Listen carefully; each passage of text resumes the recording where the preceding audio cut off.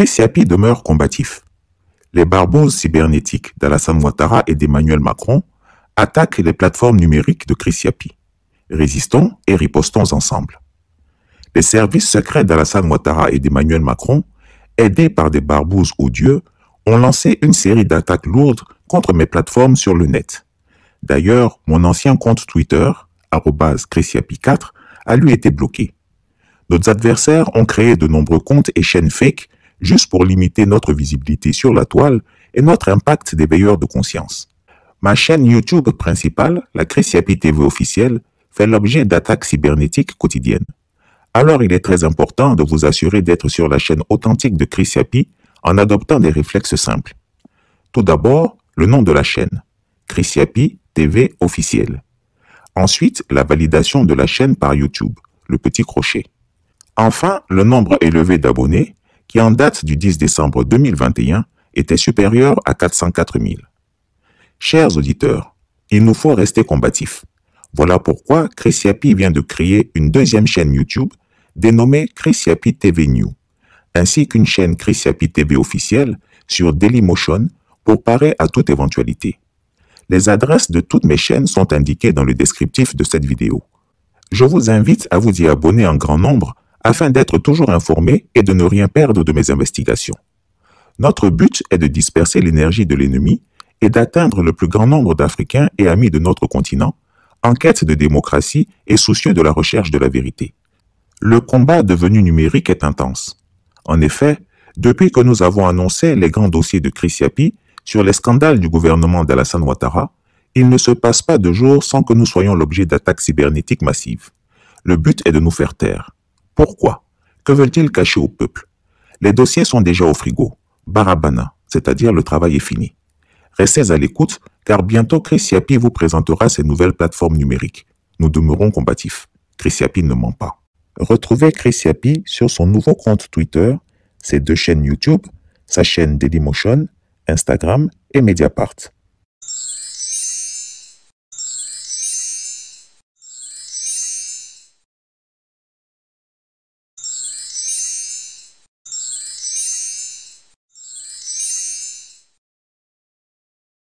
Crime de haute trahison. Quand Alassane Ouattara offrait la Côte d'Ivoire comme base arrière à la France pour déclarer la guerre au Niger, inopinément, M. Jean-Marie Bockel dévoile le complot. La scène se passe le mercredi 6 novembre 2024 au Sénat français. Jean-Marie Bockel, ancien secrétaire d'État à la Défense et aux anciens combattants, ancien secrétaire d'État à la coopération et à la francophonie, et désormais envoyé personnel du président Emmanuel Macron pour l'Afrique, révèle, avec une désinvolture étonnante, un fait d'une gravité sans précédent. Lors de son audition devant la Commission de la Défense et des Forces armées du Sénat français, M. Bockel décrit sans détour comment, en quelques heures seulement, la France a pu déployer 2000 soldats à Abidjan, en Côte d'Ivoire, à la demande expresse d'Alassane Ouattara. Ce dernier, prêt à tout pour plaire à son maître, a offert le territoire ivoirien comme une base militaire pour une intervention armée au Niger, sans consultation ni accord du peuple ivoirien à travers son parlement, bafouant ainsi la constitution de son propre pays et violant les lois internationales. Ce geste relève du crime de haute trahison. En effet, en réponse à la question d'un sénateur sur l'efficacité du dispositif militaire français en Afrique, eu égard aux réductions drastiques des forces prépositionnées au Sénégal, en Côte d'Ivoire, au Gabon et au Tchad, la réponse de M. Bockel a été glaçante. La voici en intégralité. Ce qui compte, c'est pas le nombre de soldats, c'est ce qu'on fait ensemble mieux et plus adapté aux attentes. Et ce message passe. Qu'il y ait à Port-Bouët, à Abidjan, le 43e BIMA avec 600 ou 700 personnels, voire beaucoup moins, je ne donnerai pas de chiffres. Hein. Mais de toute façon, les chiffres, ils sont sortis avant même que ma mission ne démarre. Mais moi, j'allais dire chaque fois, les chiffres, on va bâtir ensemble. Oubliez les chiffres. Mais à l'arrivée, ce sera une baisse significative.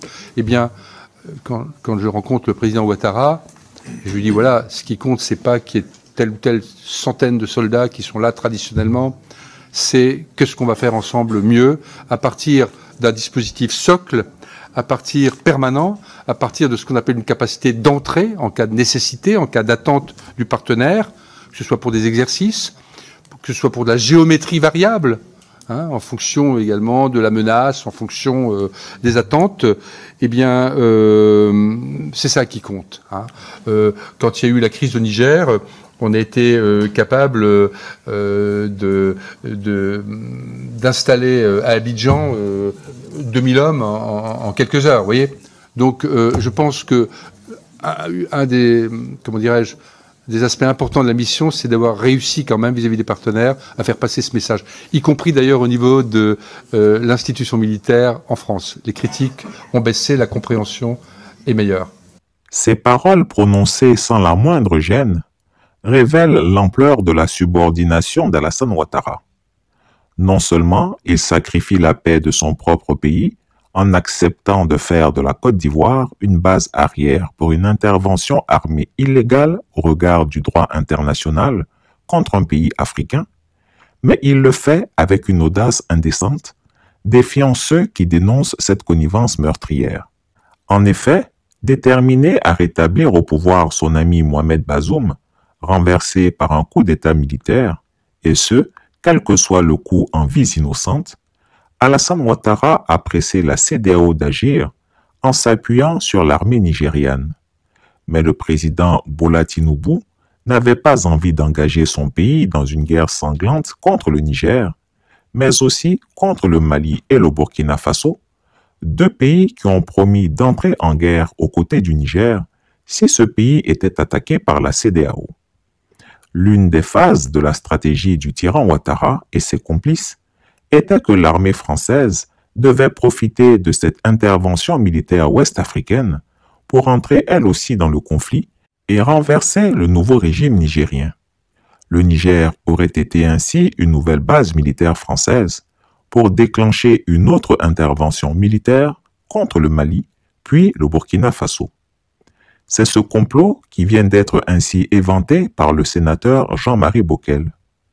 Jean-Marie Bockel, quand il était secrétaire d'État à la coopération sous Nicolas Sarkozy, avait dénoncé en 2008 la France-Afrique, ce système de corruption, de cooptation politique et de relations affairistes entre Paris et ses anciennes colonies africaines. Il avait bravement déclaré, et je cite, « Je veux signer l'acte de décès de la France-Afrique. Je veux tourner la page de pratique d'un autre temps, d'un mode de relations ambigu et complaisant, dont certains ici comme là-bas tirent avantage au détriment de l'intérêt général et du développement. » Fin de citation. La sortie du secrétaire d'État avait provoqué la colère d'Omar Bongo Ondimba, qui avait fait savoir qu'il jugeait inacceptables les propos de M. Bockel. La réaction du président Sarkozy ne s'est pas fait attendre. Jean-Marie Bockel a été débarqué du ministère de la Coopération pour être affecté au ministère des Anciens Combattants, puis limogé du gouvernement quelques mois plus tard. Apparemment, cette fois, il a compris la leçon et est devenu un partisan de la France-Afrique, dont il loue les capacités d'intervention en Afrique pour renverser les régimes qui ne plaisent pas à Paris et pour soutenir militairement les régimes amis. L'intervention des parachutistes, des chasseurs bombardiers Rafale et des forces spéciales françaises à Niamey aurait acté de façon fracassante le retour des « affreux français » sur le continent. Heureusement que cela a échoué grâce à la solidarité et à l'unité des États de l'AES. N'est-ce pas que cela aurait été un énième épisode dans la longue liste des interventions criminelles de la France en Afrique? Rappelons-nous de la Libye, où sans mandat de l'ONU, la France a mené avec l'OTAN une intervention meurtrière tuant Kadhafi et plongeant le pays dans le chaos. Aujourd'hui, ce chaos se propage, entraînant la prolifération de groupes terroristes qui se sont abondamment servis dans les arsenaux libyens et qui sévissent aujourd'hui au Mali, au Burkina Faso, au Niger et au Tchad. Et Alassane Ouattara, dans son obsession de plaire à la France, est prêt à offrir la Côte d'Ivoire pour semer la dévastation au Niger et plonger encore plus la région dans la désolation et le chaos. La question qui se pose est simple. Jusqu'à quand les Ivoiriens toléreront-ils qu'Alassane Ouattara transforme leur pays en marionnette de l'impérialisme français? Combien de temps encore la voix des peuples africains sera-t-elle étouffée par les intérêts égoïstes de dirigeants corrompus et serviles?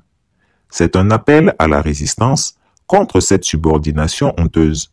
Les Ivoiriens, les Nigériens et les Africains méritent mieux que d'être des pions dans le jeu géopolitique de la France et de ses complices locaux.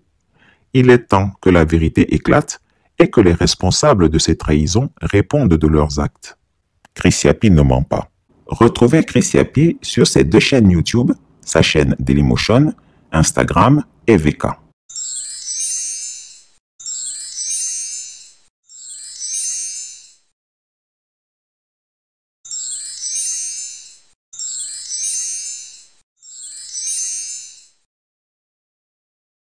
Chers abonnés, votre perspicace et chevronné investigateur est toujours là, plus résolu et combatif que jamais, malgré le poids des ans et une répression féroce.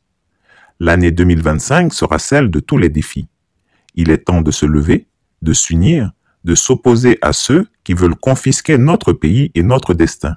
Il est essentiel que vous partagiez massivement cette vidéo et que vous vous abonniez dès maintenant à toutes mes plateformes dont les adresses apparaissent à l'écran. Ma seconde chaîne YouTube, Chris Yapi News, ma toute nouvelle chaîne Rumble, mes comptes TikTok, X, Instagram, VK et Threads. Ensemble, restons informés, résistons et affirmons la force de notre conviction. Chris Yapi ne ment pas. Retrouvez Chris Yapi sur ses 2 chaînes YouTube, sa chaîne Rumble, ses comptes TikTok, X, Instagram, VK et Threads.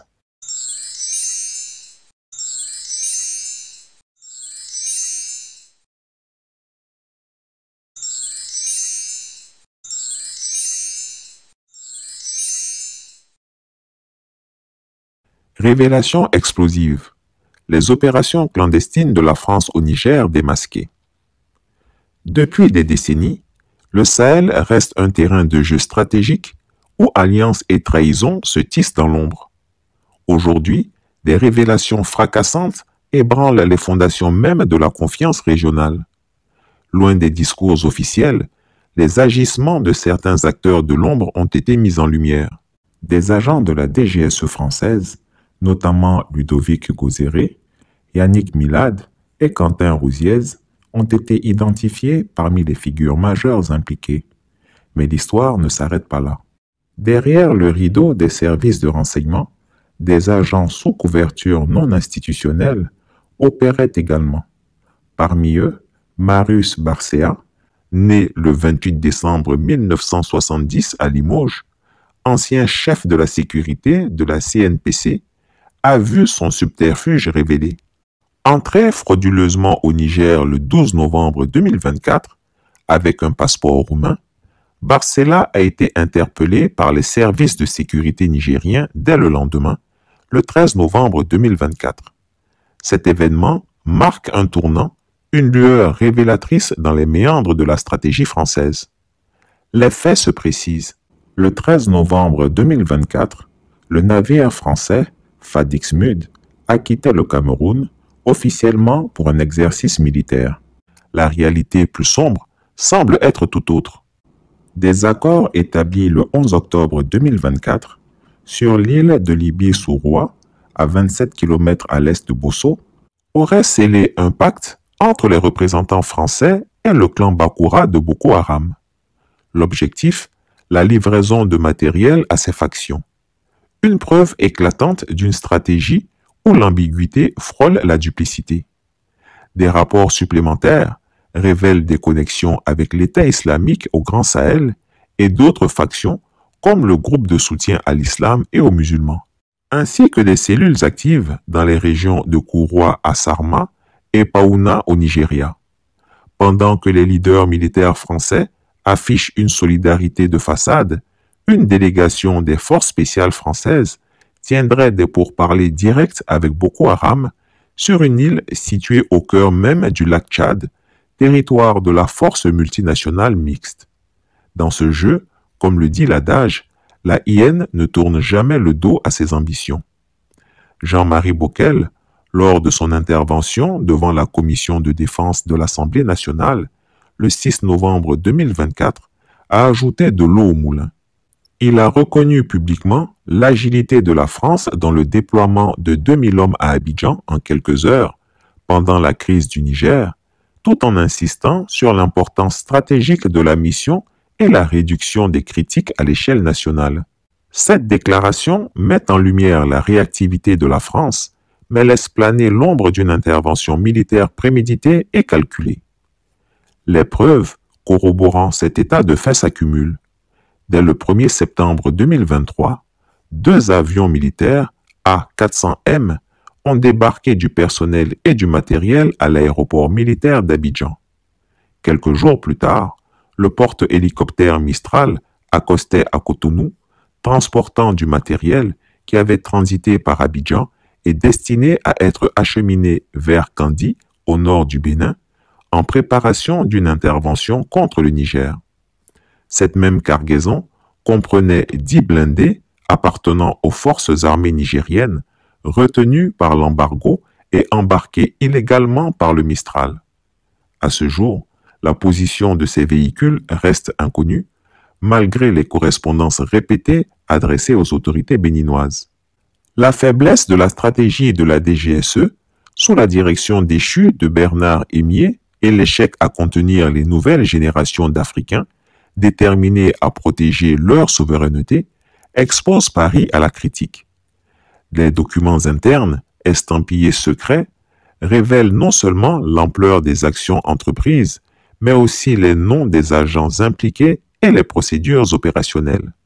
Thomas Glioso, un espion de premier rang, après avoir été identifié dans des mouvements suspects autour du Niger, a été redéployé pour surveiller les relations d'armement entre les pays de l'AES et la Turquie, prouvant une fois encore l'obsession de la France pour le contrôle.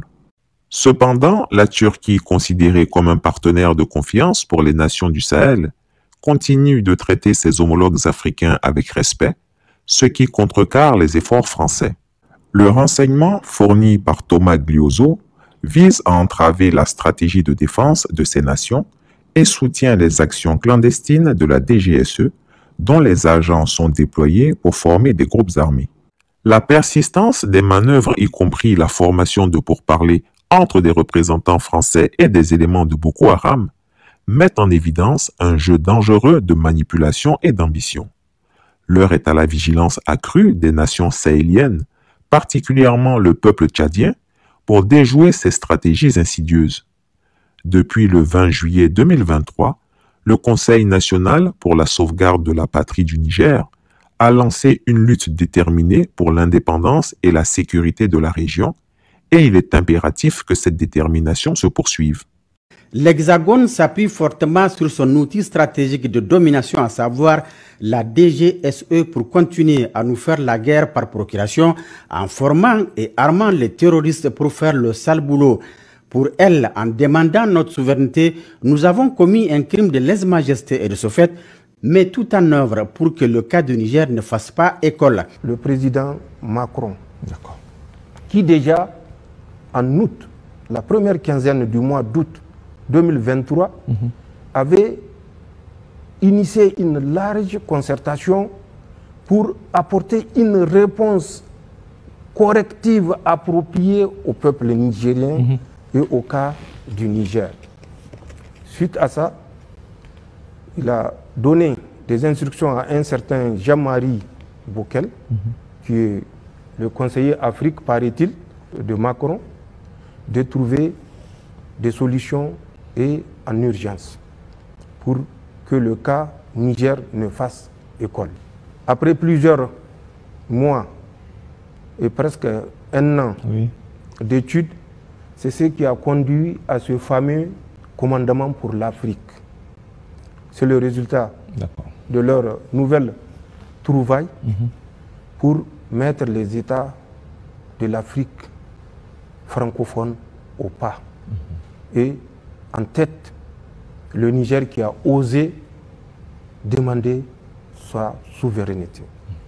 L'audition devant la commission de défense de l'Assemblée nationale de Jean-Marie Bockel le 6 novembre 2024 n'a fait que confirmer ce que le CNSP a toujours dénoncé. Quand il y a eu la crise au Niger, on a été capable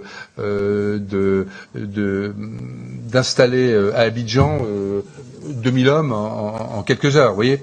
Donc je pense que un des, comment dirais-je, des aspects importants de la mission, c'est d'avoir réussi quand même vis-à-vis des partenaires à faire passer ce message, y compris d'ailleurs au niveau de l'institution militaire en France. Les critiques ont baissé, la compréhension est meilleure.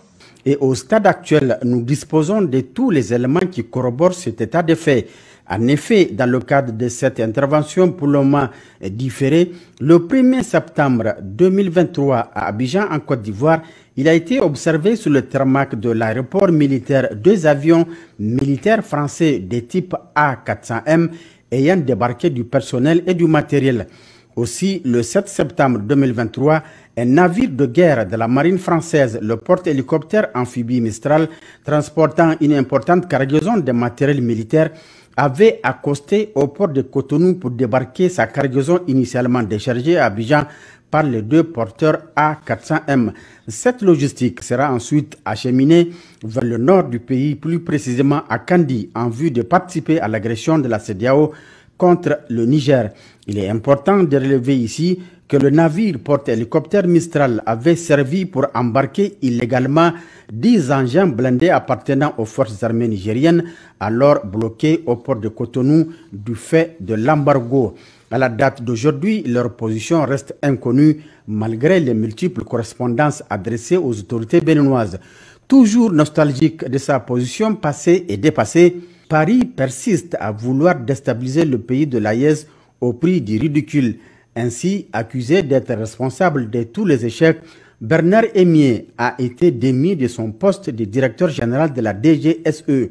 Ce même service qui fait l'affront à un continent tout entier en les considérant comme son précaré. Ce service d'un notre âge ne peut faire face à une génération d'Africains compétentes et jalouses de sa souveraineté. La faiblesse des protocoles utilisés par la DGSE française, malgré la pression exercée sur ses hauts cadres, en l'occurrence les sieurs Frédéric Valette, directeur technique, Romain Maschek, directeur technique adjoint et Pierre Beck, chef de service de renseignement technique, ne fera que plonger ce service dans les méandres de l'abîme.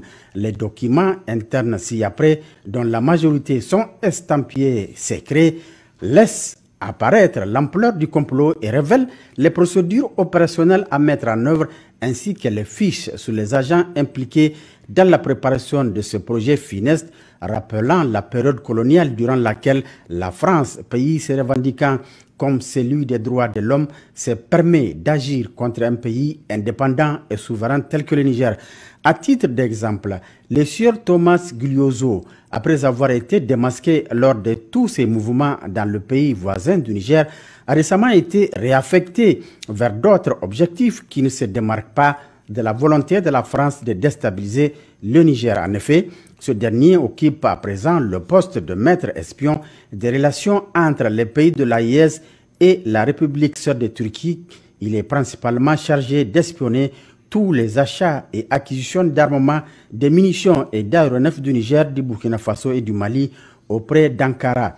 Cependant, la France oublie que la Turquie reste et demeure un partenaire fiable pour les pays de l'AES qu'elle traite avec respect et dignité, sans aucune condescendance ni paternalisme. Le renseignement collecté par le tristement célèbre Thomas Guglioso sont utilisés pour faire échec à notre stratégie de lutte et viennent pour appuyer les agents du service action de la DGSE actuellement déployés pour former les terroristes. Il s'agit entre autres des agents Gosier Ludovic, Milad Yannick et Rousier Quentin. D'autres agents de la DGSE agissant sous identité d'emprunt et sous couverture non institutionnelle également impliqués ont été démasqués en l'instar du sieur Marius Barcea, né le 28 décembre 1970 à Limoges, français et ancien chef de sécurité de la CNPC. Ce dernier entré frauduleusement au Niger le 12 novembre 2024 avec un passeport roumain a été interpellé par les services de sécurité du Niger le 13 novembre 2024. Nous appelons par ailleurs nos frères tchadiens à plus de vigilance car au moment où les chefs militaires français versent des larmes de crocodile à leur côté, une équipe des forces spéciales françaises est en discussion avec une délégation du groupe terroriste Boko Haram sur une île du lac Tchad en territoire d'un pays de la force multinationale mixte. N'est jamais tourné le dos à une hyène. Le 13 novembre 2024, un navire français du nom de Fa Dixmude a quitté le Cameroun pour le Bénin dans le cadre d'un exercice militaire. Les réelles missions de ce navire seraient de fournir du matériel au Boko Haram clan Bakura, comme convenu suite aux accords du 11 octobre 2024 à Libié-Soroa, île du lac Tchad située à 27 km est de Bosso. Relevé des agents de la DGSE française dénoncés par le Niger et livré du matériel aux terroristes de l'État islamique au Grand Sahara et UGS ou la Kourawa à Sarma et à Bauna dans l'État de Sokoto au Nigeria ainsi que ceux du groupe de soutien à l'islam et aux musulmans GSIM du Parc W et du Gourma. La quête de notre souveraineté entamée depuis le 26 juillet 2023 sous la houlette du Conseil national pour la sauvegarde de la patrie nous impose le devoir de continuer à dénoncer tous les stratagèmes de la France contre ce nouvel élan jusqu'à la victoire finale. Chris Yapi ne ment pas. Retrouvez Chris Yapi sur ses deux chaînes YouTube, sa chaîne Dailymotion, Instagram et VK.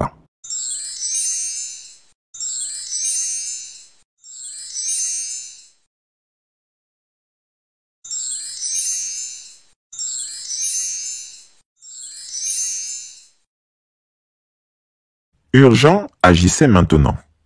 Ma chaîne principale YouTube, la Chris Yapi TV officielle, est l'objet de signalements et de violentes attaques de la part des rétrogrades et pourrait disparaître à tout moment.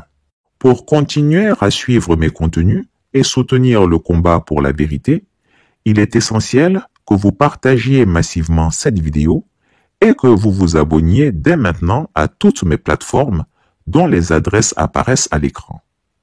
Ma seconde chaîne YouTube, Chris Yapi News, ma toute nouvelle chaîne Rumble, mes comptes TikTok, X, Instagram, VK et Threads. Chaque abonnement compte dans cette bataille cruciale. C'est ensemble que nous ferons la différence. Ne remettez pas cela à plus tard. Abonnez-vous immédiatement et partagez autour de vous. Je compte sur vous tous. Le combat continue et il a besoin de vous. Chris Yapi ne ment pas.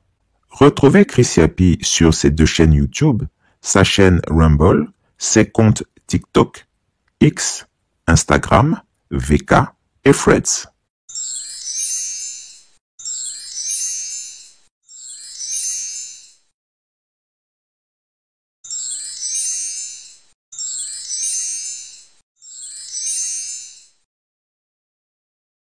Accord militaire français. Le Tchad dit non, la Côte d'Ivoire dit oui à la soumission. L'Afrique se réveille. L'Afrique consciente et souveraine s'élève peu à peu contre le joug de l'impérialisme français qui pendant des décennies a maintenu le continent dans une dépendance économique, politique et militaire. Cette fois, le Tchad, sous l'impulsion de son gouvernement, vient de marquer un tournant historique en mettant fin à l'accord de coopération en matière de défense signé avec la République française. Une décision courageuse qui reflète une volonté claire de réaffirmer la souveraineté du pays et de redéfinir ses partenariats selon ses priorités nationales. Pendant ce temps, en Côte d'Ivoire, un autre scénario se joue, celui de la soumission et de la continuité dans la dépendance, orchestré par Alassane Ouattara, en quête d'un quatrième mandat illégal en 2025. Dans son communiqué du 28 novembre 2024, le gouvernement tchadien a annoncé officiellement la fin de l'accord de coopération militaire avec la France signé en 2019. Je vous en fais lecture. République du Tchad. ministère des Affaires étrangères, de l'intégration africaine, de la coopération internationale et des Tchadiens de l'étranger. Cabinet du ministre. N'Djamena, le 28 novembre 2024. Communiqué de presse. Le gouvernement de la République du Tchad informe l'opinion nationale et internationale de sa décision de mettre fin à l'accord de coopération en matière de défense signé avec la République française, révisé en date du 5 septembre 2019, visant à renforcer la coopération en matière de sécurité et de défense entre les deux nations. Cette décision, prise après une analyse approfondie, marque un tournant historique. En effet, après 66 ans de la proclamation de la République du Tchad, il est temps pour le Tchad d'affirmer sa souveraineté pleine et entière et de redéfinir ses partenariats stratégiques selon les priorités nationales. Le Tchad, conformément aux dispositions de l'accord, s'engage à respecter les modalités prévues pour sa résiliation, y compris le délai de préavis, et à collaborer avec les autorités françaises afin d'assurer une transition harmonieuse. Le gouvernement tient à souligner que cette décision ne remet en aucun cas en question les relations historiques et les liens d'amitié entre les deux nations. Le Tchad reste déterminé à entretenir des relations constructives avec la France dans d'autres domaines d'intérêt commun, au bénéfice des deux peuples.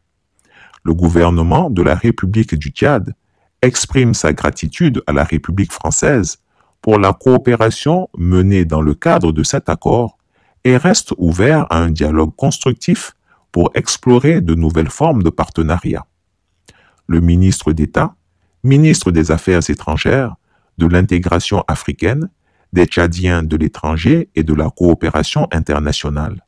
Le porte-parole du gouvernement, Abderrahmane Koulamala. Cette décision marque une rupture avec un système où la France, sous couvert d'une coopération, dictait souvent les règles du jeu. Le Tchad, fort de son indépendance proclamée il y a 66 ans, décide aujourd'hui de redéfinir ses relations internationales en plaçant sa souveraineté et ses intérêts nationaux au centre de ses priorités. Ce geste, bien que tardif, s'inscrit dans une dynamique où plusieurs pays africains expriment de plus en plus leur mécontentement face à la présence militaire française sur leur territoire. Ce n'est pas un rejet des relations franco-africaines, mais un appel à des relations d'égal à égal fondées sur le respect mutuel et la réciprocité. À l'opposé de cet élan d'indépendance, la Côte d'Ivoire, sous la gouvernance d'Alassane Ouattara, continue de s'illustrer comme un bastion de la soumission à la France. Tandis que le Tchad rompt ses chaînes, le despote ivoirien, lui, renforce les siennes. Déjà auteur d'un troisième mandat controversé en 2020, obtenu dans des conditions qualifiées d'illégitimes par l'opinion nationale et internationale, il s'apprête à récidiver avec un quatrième mandat en 2025. Pour cela, il compte sur l'appui de Paris, qui en échange de sa complaisance, continue de bénéficier de privilèges économiques et stratégiques en Côte d'Ivoire. Cette dépendance est maintenue par une série d'accords et de concessions, dont certains, comme les accords de défense, proclament la présence militaire française sur le sol ivoirien. L'Afrique d'aujourd'hui se trouve à un carrefour historique. D'un côté, des nations comme le Tchad montrent la voie en affirmant leur indépendance face à l'ancienne puissance coloniale, posant ainsi les bases d'une coopération internationale équilibrée et bénéfique pour leur population.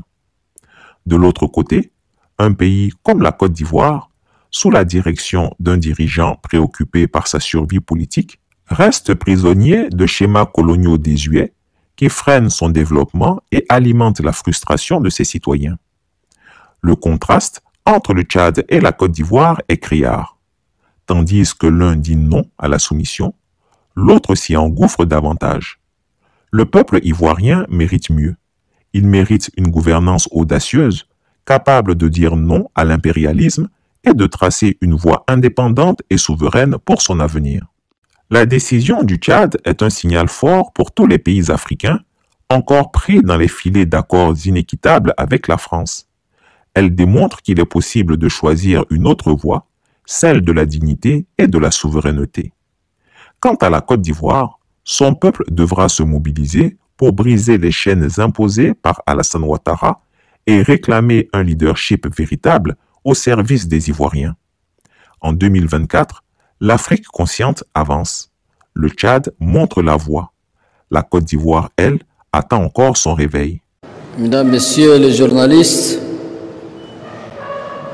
mes chers compatriotes, c'est avec une forte conviction et une immense responsabilité que je m'adresse à vous ce soir, à la suite de l'annonce de la décision prise par le gouvernement de la République du Tchad concernant la rupture de l'accord de coopération militaire entre notre pays et la France.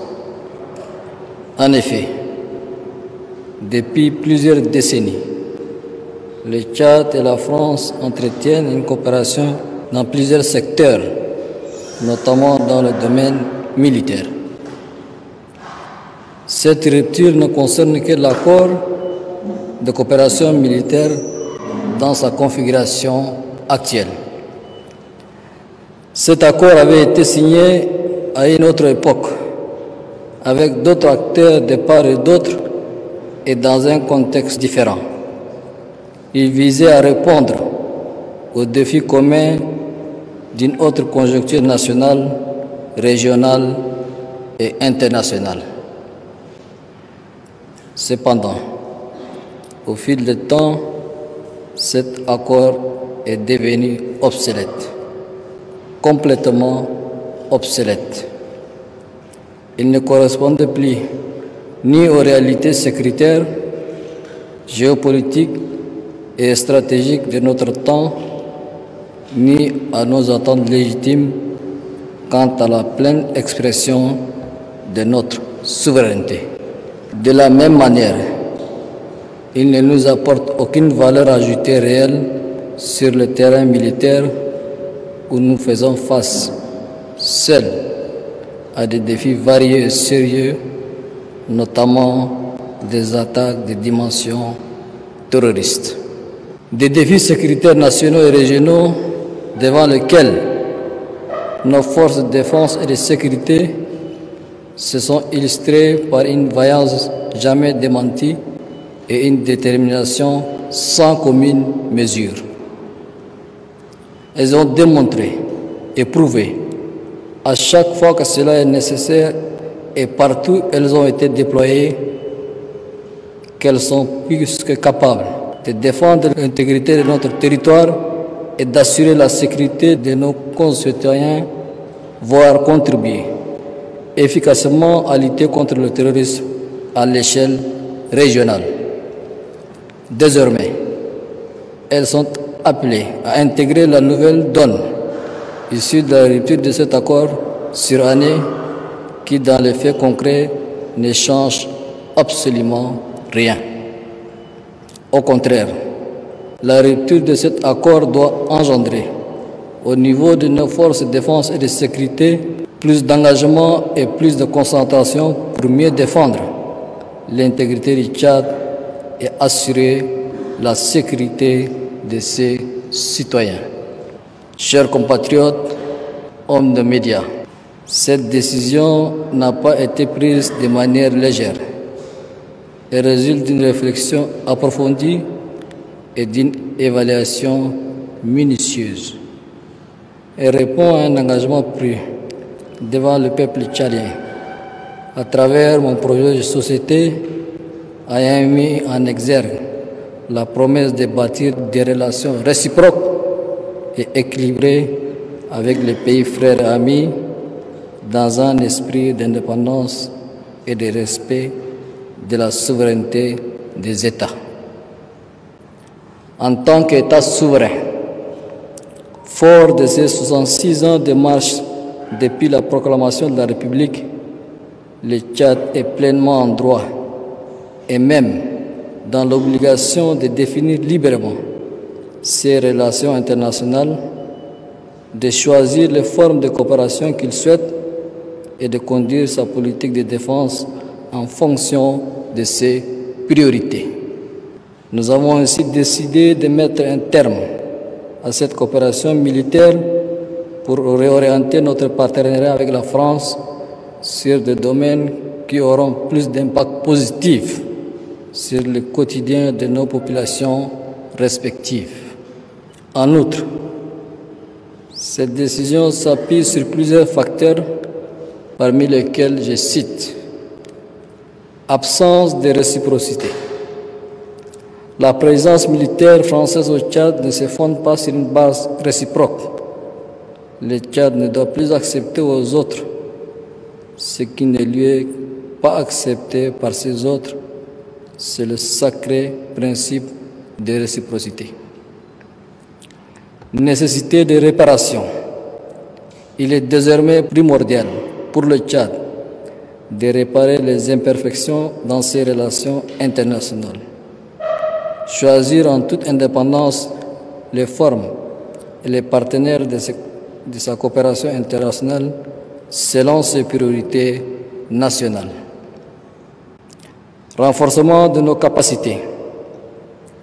Cette rupture fait partie de notre volonté de bâtir une armée tchadienne en face, avec toutes ses responsabilités, plus autonome, plus engagée et plus responsable dans l'accomplissement de sa mission régalienne de défense de la patrie.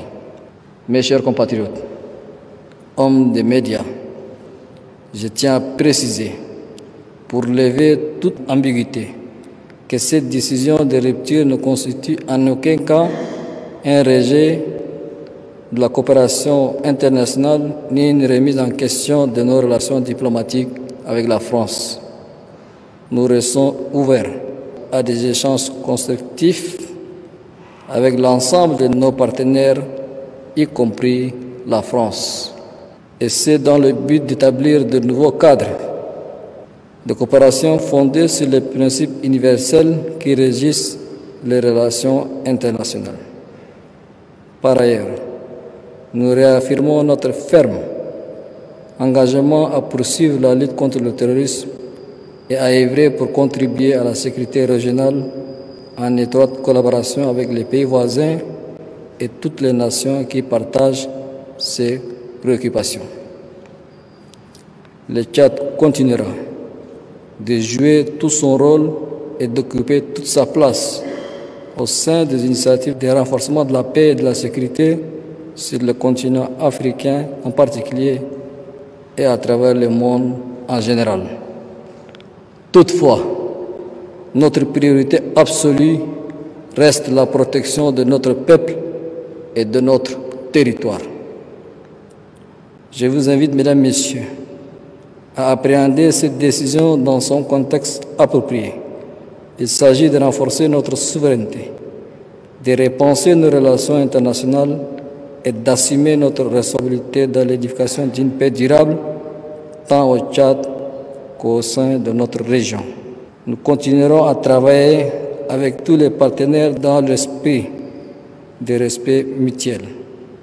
Nous appelons nos alliés à soutenir notre démarche et à accompagner le Tchad dans la consolidation de ses capacités de défense et de sécurité. Pour conclure, le gouvernement est instruit pour procéder à la mise en œuvre de ces décisions en prenant attache avec la partie française. Pour finir, mesdames, messieurs les journalistes, mes chers compatriotes, cette rupture de l'accord de défense avec la France s'inscrit dans le cadre d'une réévaluation nécessaire de nos priorités stratégiques. Le Tchad n'est nullement dans une logique de remplacement d'une puissance par une autre, encore moins dans une approche de changement de maître. Notre pays croit avec foi en sa capacité de défendre son intégrité et assurer la sécurité de ses citoyens et leurs biens. Cette décision constitue donc un acte souverain, mûrement réfléchi, entièrement assumé visant à renforcer notre indépendance nationale et répondre à un engagement fort pris devant le peuple tchadien. Je vous invite donc à porter ces messages à la communauté nationale et internationale dans un esprit de patriotisme et de professionnalisme. Que Dieu vous bénisse. Que Dieu bénisse le Tchad, pays de Toumaï, berceau de l'humanité. Chris Yapi ne ment pas. Retrouvez Chris Yapi sur ses 2 chaînes YouTube, sa chaîne Dailymotion, Instagram et VK.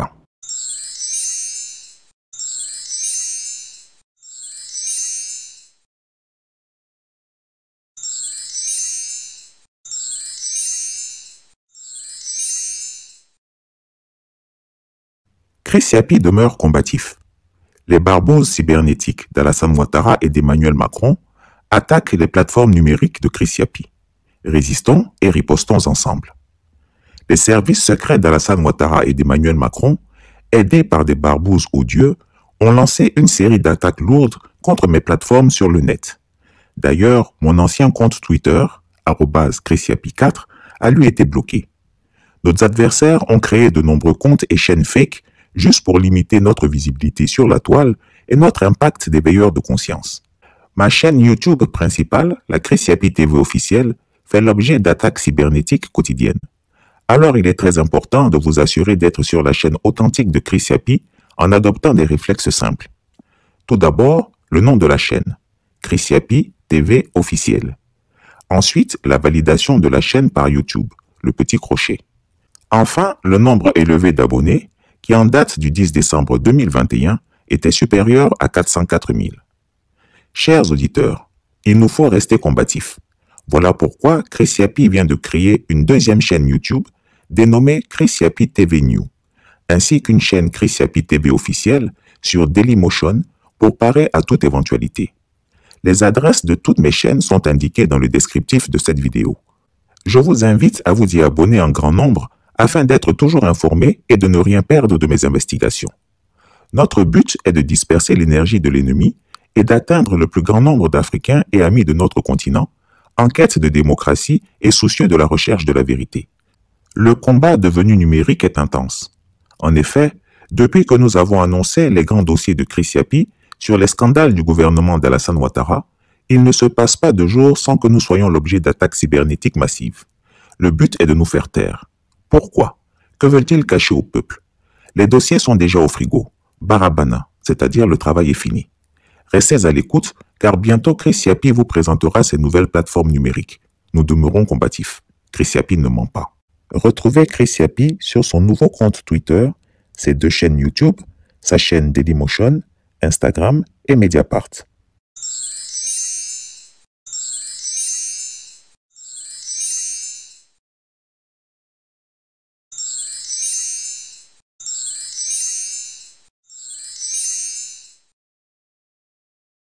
Le président sénégalais à propos de l'armée française. Elle pillera bagage. Dans les contacts qu'il peut y avoir au niveau des chefs d'État, aucun sujet n'est tabou. Mais dans le travail que j'ai effectué à la demande du président de la République avec les 3 pays où je me suis déjà rendu, le Sénégal, ça n'a pas pu encore se faire puisqu'ils sont encore dans une séquence électorale. Et d'ailleurs, c'est la première chose qui m'a été dite. Il n'y a pas de demande de départ. Il y a un accord pour faire évoluer le dispositif. En fait, le cœur de mon travail, de mon rapport, qui est certes classifié, mais c'est en accord, et j'allais même dire à la demande des pays partenaires, de maintenir un dispositif socle qui peut évoluer, mais qui permet de déployer un certain nombre de partenariats existants et aussi d'ailleurs des discussions sur les attentes des pays concernés en matière d'équipement, aviation, marine, armée de terre, sur lesquels nous sommes souvent déjà des partenaires et sur lesquels nous pouvons être en appui de nécessaires modernisations. C'est ça le sujet. Donc, dans aucun des 3 pays en attendant le Sénégal, les chefs d'État ne vous ont demandé de fermer de base française. Il n'y aura pas de fermeture de bases françaises, on est bien d'accord. En tout cas, c'est l'état d'esprit de nos partenaires et plusieurs d'entre eux nous ont dit on a bien compris le message. Ce qui compte, ce n'est pas demain le nombre de soldats que constitueront, qui seront dans ce dispositif socle. Il y aura les personnels nécessaires pour que ça fonctionne. Ce qui compte pour nous, disent-ils, c'est la qualité du partenariat que nous allons bâtir ensemble pour le monde qui vient. Le Sénégal, ancienne colonie de la France, abrite encore aujourd'hui une présence militaire française avec environ 350 soldats répartis sur plusieurs bases, notamment à Dakar. Cette présence, héritage direct du passé colonial, soulève des questions sur la souveraineté nationale et l'indépendance réelle du pays. Dans une interview exclusive, le président sénégalais a pris position avec des paroles fortes. Est-ce qu'en tant que Français, vous envisagez de nous voir dans votre pays avec des chars ou avec des véhicules militaires, des militaires sénégalais avec les tenues sénégalaises, comme ça parce que sur le plan historique, la France a esclavagisé, a colonisé et est restée. Une dénonciation cinglante de l'absurdité et de l'incohérence de cette présence étrangère en terre sénégalaise. Bassirou Diomaye Faye a laissé entendre avec clarté que la fin de cette présence militaire n'était qu'une question de temps, affirmant que, si cela doit être fait, les autorités françaises en seront informées et un calendrier sera établi. Ces paroles traduisent une volonté déterminée de restaurer pleinement la souveraineté nationale en rejetant toute forme d'ingérence étrangère. Cette revendication n'est pas sans rappeler un épisode marquant de l'histoire française. En 1966, le général Charles de Gaulle, président de la République française, a exigé le départ des troupes américaines stationnées sur le sol français depuis la Seconde Guerre mondiale. Cette décision, motivée par le retrait de la France du commandement intégré de l'OTAN, visait à restaurer la pleine souveraineté du pays et à affirmer son indépendance en matière de défense. Le général de Gaulle estimait qu'une présence militaire étrangère, même celle d'alliés historiques, était incompatible avec l'autonomie nationale. Les bases américaines furent fermées et les soldats américains et canadiens quittèrent la France. Cette action, applaudie à l'époque comme un geste d'affirmation nationale, a marqué une rupture symbolique avec toute forme de dépendance militaire étrangère. American military personnel and installations in France may only be a memory. If General de Gaulle's April 1st, 1969... Un débat partage alors la Maison-Blanche. Réagir ou laisser faire. Johnson tranche.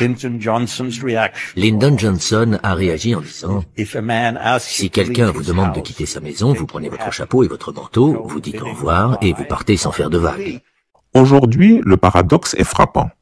La France, qui a fermement défendu son droit à une souveraineté totale en 1966, semble réticente à reconnaître les aspirations similaires de ses anciennes colonies, plus de 70 ans après leur indépendance.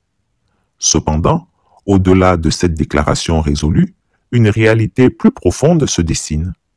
L'Afrique, et notamment le Sénégal, cherche à redéfinir ses relations avec la France. Le président a souligné que le Sénégal se tourne désormais vers des partenaires diversifiés, notamment en Asie, au Moyen-Orient et dans d'autres régions du monde. Dans ce contexte de concurrence internationale, la France, a-t-il prévenu, doit désormais offrir plus et mieux pour préserver sa place. De la volonté persistante de la France de continuer à s'ingérer dans les affaires intérieures des États africains. Répondant aux questions du journaliste Marc Perelman sur la chaîne de télévision française France 24 et répondant auparavant, le 6 novembre 2024, à une commission parlementaire française, M. Jean-Marie Bockel, représentant spécial du président de la République française en Afrique, a énoncé plusieurs affirmations qui attirent l'attention du cadre restreint de GPS. En effet, il ressort des propos tenus par M. Bockel, un ancien secrétaire d'État à la coopération du gouvernement Sarkozy, qui avait du reste été éjecté de son poste en 2008 pour avoir voulu mettre fin à la Françafrique. L'armée française a bel et bien fait débarquer en 2023. Suite au coup d'État du 26 juillet de la même année au Niger, 2000 soldats en Côte d'Ivoire, afin d'intervenir militairement pour le rétablissement au pouvoir du président déchu, Mohamed Bazoum, poulain de la France. Les présidents des républiques du Gabon, du Tchad, de Côte d'Ivoire et sous réserve du Sénégal auraient marqué leur accord pour le maintien des bases militaires françaises sur leurs sols nationaux respectifs. La France maintiendra sa présence militaire en Afrique sous des formes visibles réduites, mais aussi sous des formes invisibles importantes, conformément aux révélations antérieures du général Didier Castres devant la même commission parlementaire française. Devant ces révélations d'une extrême gravité, qui démontrent les nombreuses dénégations des officiels français sur les intentions agressives de la France contre les pays africains déterminés à concrétiser leur liberté, le cadre restreint de GPS indique les observations et réactions suivantes. GPS indique devant la persistance de la France à vouloir s'ingérer par la force, la ruse et le mensonge dans les affaires intérieures des États africains souverains, plus de 60 ans après les indépendances proclamées des anciennes colonies et territoires sous tutelle française d'Afrique. GPS s'alarme de ce que M. Alassane Ouattara et le gouvernement de Côte d'Ivoire aient délibérément permis, au mépris de la Constitution et des règles internationales, l'utilisation du territoire ivoirien comme base arrière d'agression contre le peuple frère du Niger, tout en piétinant les principes de solidarité et de justice qui doivent lier les pays africains. GPS appelle les autorités ivoiriennes actuelles à répondre devant le Parlement et devant le peuple de Côte d'Ivoire des engagements pris dans leur dos pour une prolongation injustifiée de la présence militaire française sur notre territoire national. GPS, résolument engagé dans la dynamique de la souveraineté et de la solidarité africaine, appelle les troupes françaises à se retirer pacifiquement du sol ivoirien en particulier et africain en général pour mettre un terme à une occupation militaire paternaliste et pesante après l'épisode humiliant de la traite négrière. Cette déclaration sur l'armée française marque une rupture symbolique avec des décennies de dépendance militaire et politique post-coloniale. Si les bases françaises plient bagage, ce sera une victoire pour le Sénégal, mais aussi pour tous les peuples africains en quête de souveraineté véritable et d'indépendance totale. En somme, comme la France a jugé nécessaire en 1966 de demander le retrait des troupes étrangères pour préserver sa souveraineté, les nations africaines ont aujourd'hui le droit légitime de réclamer le départ des forces militaires étrangères de leur sol afin de consolider leur indépendance et leur autonomie. Les 11 accords secrets signés entre la France et les pays d'Afrique francophone, peu de gens le savent, mais ils existent. Il existe bel et bien des accords signés entre les anciennes colonies françaises et leur ancienne autorité administrative, la France. Ces accords concernent de nombreux domaines tels que le militaire, le politique, mais surtout des accords économiques. La première, il faut le préciser, le premier pour moi, la dette coloniale pour remboursement des bénéfices de la colonisation. Ça, c'est en un. En pas bien sûr, les États nouvellement indépendants doivent rembourser le coût des infrastructures construites par la France pendant la colonisation. Voici le premier accord. Deuxième accord, la confiscation automatique des réserves financières nationales. Les pays africains doivent déposer leurs réserves financières auprès de la Banque de France. Ainsi, la France garde, entre guillemets, les réserves financières de 14 pays africains depuis 1961. Le Bénin, le Burkina Faso, la Guinée-Bissau, la Côte d'Ivoire, le Mali, le Niger, le Sénégal, le Togo, le Cameroun, la République centrafricaine, le Tchad, le Congo-Brazzaville, la Guinée équatoriale et le Gabon. Ainsi, la gouvernance des politiques monétaires reste asynchrone et incomplète du fait qu'elles sont pilotées directement par le gouvernement français sans aucun lien avec les autorités financières des pays tels que la CEMAC ou encore la CEDEAO. Ainsi, du fait des conditions qui lient les banques des zones économiques et financières, elles sont obligées de garder 65% de leurs réserves de change dans un compte d'opération tenu par le Trésor français, ainsi que 20% supplémentaires afin de couvrir les risques financiers. De plus, les banques des zones CFA imposent une limite de crédit à chaque pays membre équivalent à 20% des recettes d'État de l'année N-1, bien que la BEAC ou encore la BCEAO ont des possibilités de retrait supérieures auprès du Trésor français, ces retraits doivent faire l'objet de l'accord du Trésor français. Sans cet accord, eh bien, ils ne peuvent pas renflouer leur caisse. Messieurs, la décision finale revient donc au Trésor français qui a lui-même investi les réserves des pays africains sur la place boursière parisienne. En d'autres mots, 80% des réserves financières africaines sont déposées sur un compte d'opération contrôlé par l'administration française. Les deux banques de la zone CFA sont africaines de par leur nom, mais ne décident aucune des politiques monétaires par elles-mêmes. Pire encore, les pays eux-mêmes ne savent même pas quelle est la part de réserve financière qui leur appartient en groupe ou individuellement en tant que pays, mais détenus par l'administration du Trésor français. Les gains issus des investissements de ces fonds du Trésor français sont censés être rajoutés à la cagnotte africaine, mais aucun compte n'est donné là-dessus aux banques, ni même aux pays membres. Seul un groupe limité à 6 administrateurs du Trésor français ont connaissance des montants du compte d'opération, du lieu d'investissement, des sommes. Les banques centrales africaines n'ont pas accès à ces informations, déclarait d'ailleurs il y a plusieurs années le docteur Gary K. Bush. 500 milliards de dollars des caisses africaines du Trésor français, on estime maintenant que la France détient, il faut le dire, 500 milliards de dollars auprès de son trésor. Elle est donc prête à tout afin de combattre toute personne qui cherchera à faire la lumière sur le côté obscur de ce vieil empire. Les pays africains ne disposent pas d'accès à cet argent. La France, on va le préciser également, leur permet d'accéder à seulement 15% de l'argent chaque année. Si elles ont besoin de plus que cela, ils doivent emprunter de l'argent supplémentaire à partir de leur propre 65% du Trésor français à des taux commerciaux. En fait, vous prêtez votre propre argent. Vous détenez de l'argent, mais vous le prêtez à vous-même. Allez savoir comment ça se passe. De plus, la France impose un plafond sur le montant de l'argent que les pays peuvent emprunter dans leurs réserves. Le plafond est fixé à 20% de leurs recettes publiques de l'année précédente. Eh bien, si les pays africains ont besoin d'emprunter plus de 20% de leur propre argent, la France dispose d'un droit de veto. La grande interrogation, c'est pourquoi? Numéro 3. Le droit de premier refus sur toute ressource brute ou naturelle découverte dans le pays. Eh bien, la France a le premier droit d'achat des ressources naturelles de la terre de ses ex-colonies. Ce n'est qu'après que la France ait dit « je ne suis pas intéressé » que les pays africains sont autorisés à chercher d'autres partenaires. Allez savoir. 4.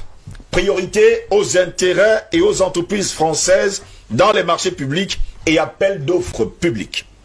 Eh bien, dans l'attribution des marchés publics, les entreprises françaises ont la priorité sur l'attribution, même si les pays africains peuvent obtenir un meilleur rapport qualité-prix ailleurs. En conséquence, dans la plupart des ex-colonies françaises, tous les leviers économiques des pays sont entre les mains des expatriés français. Je vous prends un cas.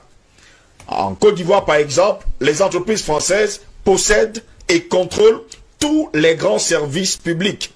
Eau, électricité, téléphonie mobile, transport, port et les grandes banques. C'est la même chose dans le commerce, la construction et l'agriculture. 5. Droit exclusif de fournir des équipements militaires et de former des officiers militaires des colonies. Eh bien, grâce à un système sophistiqué de bourses, de subventions et des accords de défense attachés au pacte colonial, les Africains doivent envoyer leurs officiers supérieurs en formation, vous avez bien compris, en France. Si je continue, ça va être encore plus compliqué que ça.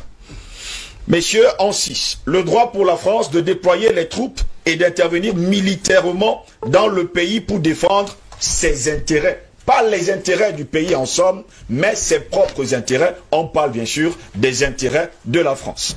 En vertu de ce qu'on appelle les accords de défense entre guillemets, attachée au pacte colonial, la France a le droit d'intervenir militairement dans les pays africains et aussi de stationner des troupes en permanence dans les bases et installations militaires entièrement gérées par les Français. Voilà pourquoi vous allez voir les bases militaires sur tout le continent africain. Je vais m'arrêter là pour l'heure. On cède l'obligation de faire du français la langue officielle du pays et la langue pour l'éducation. Oui, monsieur, vous devez parler français, la langue de Molière. Une organisation de la langue française et de la diffusion de la culture française a même été créée pendant la colonisation. Elle s'appelle la francophonie et possède plusieurs organisations satellites. Eh bien, ces organisations sont affiliées et contrôlées par le ministre français des Affaires étrangères. On parle encore là de diplomatie. Est-ce cela en tout cas la diplomatie? 8. L'obligation d'utiliser le franc CFA, franc des colonies françaises d'Afrique. On en parle d'ailleurs sur ce plateau à bouche que vêtue. En 9, l'obligation d'envoyer en France un bilan annuel et un rapport de l'état des réserves.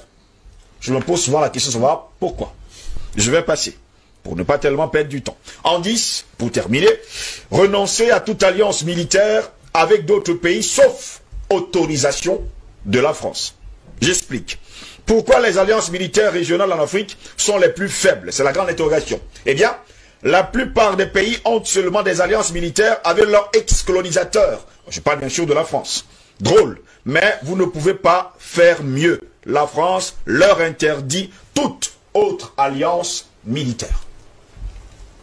11. L'obligation de s'allier avec la France en cas de guerre ou de crise mondiale. Vous ne pouvez pas vous allier avec un autre pays en dehors de la France. Ce qui vaut aujourd'hui à plusieurs chefs d'État africains de s'être alliés à la Russie, de s'être alliés à la Chine. Quelque part, on veut à tout prix les déstabiliser. Messieurs, voilà quelques 11 accords coloniaux qui ont été signés et on se pose souvent la question, pourquoi les avoir signés et pourquoi ces accords existent encore aujourd'hui où nous sommes le 5 novembre de l'an 2020. Chris Yapi ne ment pas. Retrouvez Chris Yapi sur ses 2 chaînes YouTube, sa chaîne Rumble, ses comptes TikTok, X, Instagram, VK et Threads.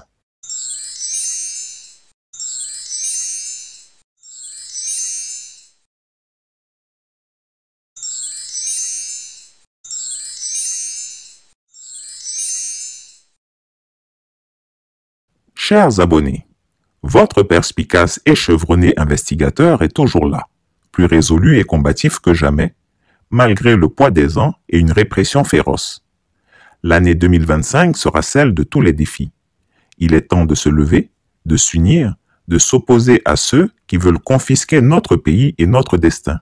Il est essentiel que vous partagiez massivement cette vidéo et que vous vous abonniez dès maintenant à toutes mes plateformes dont les adresses apparaissent à l'écran. Ma seconde chaîne YouTube, Chris Yapi News, ma toute nouvelle chaîne Rumble, mes comptes TikTok, X, Instagram, VK et Threads. Ensemble, restons informés, résistons et affirmons la force de notre conviction. Chris Yapi ne ment pas. Retrouvez Chris Yapi sur ses 2 chaînes YouTube, sa chaîne Rumble, ses comptes TikTok, X, Instagram, VK et Threads.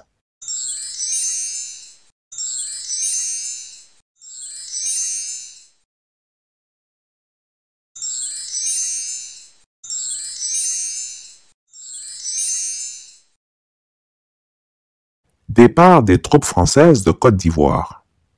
Alassane Ouattara tente de jouer à Assimi Goïta en surfant sur les revendications souverainistes des peuples ouest-africains.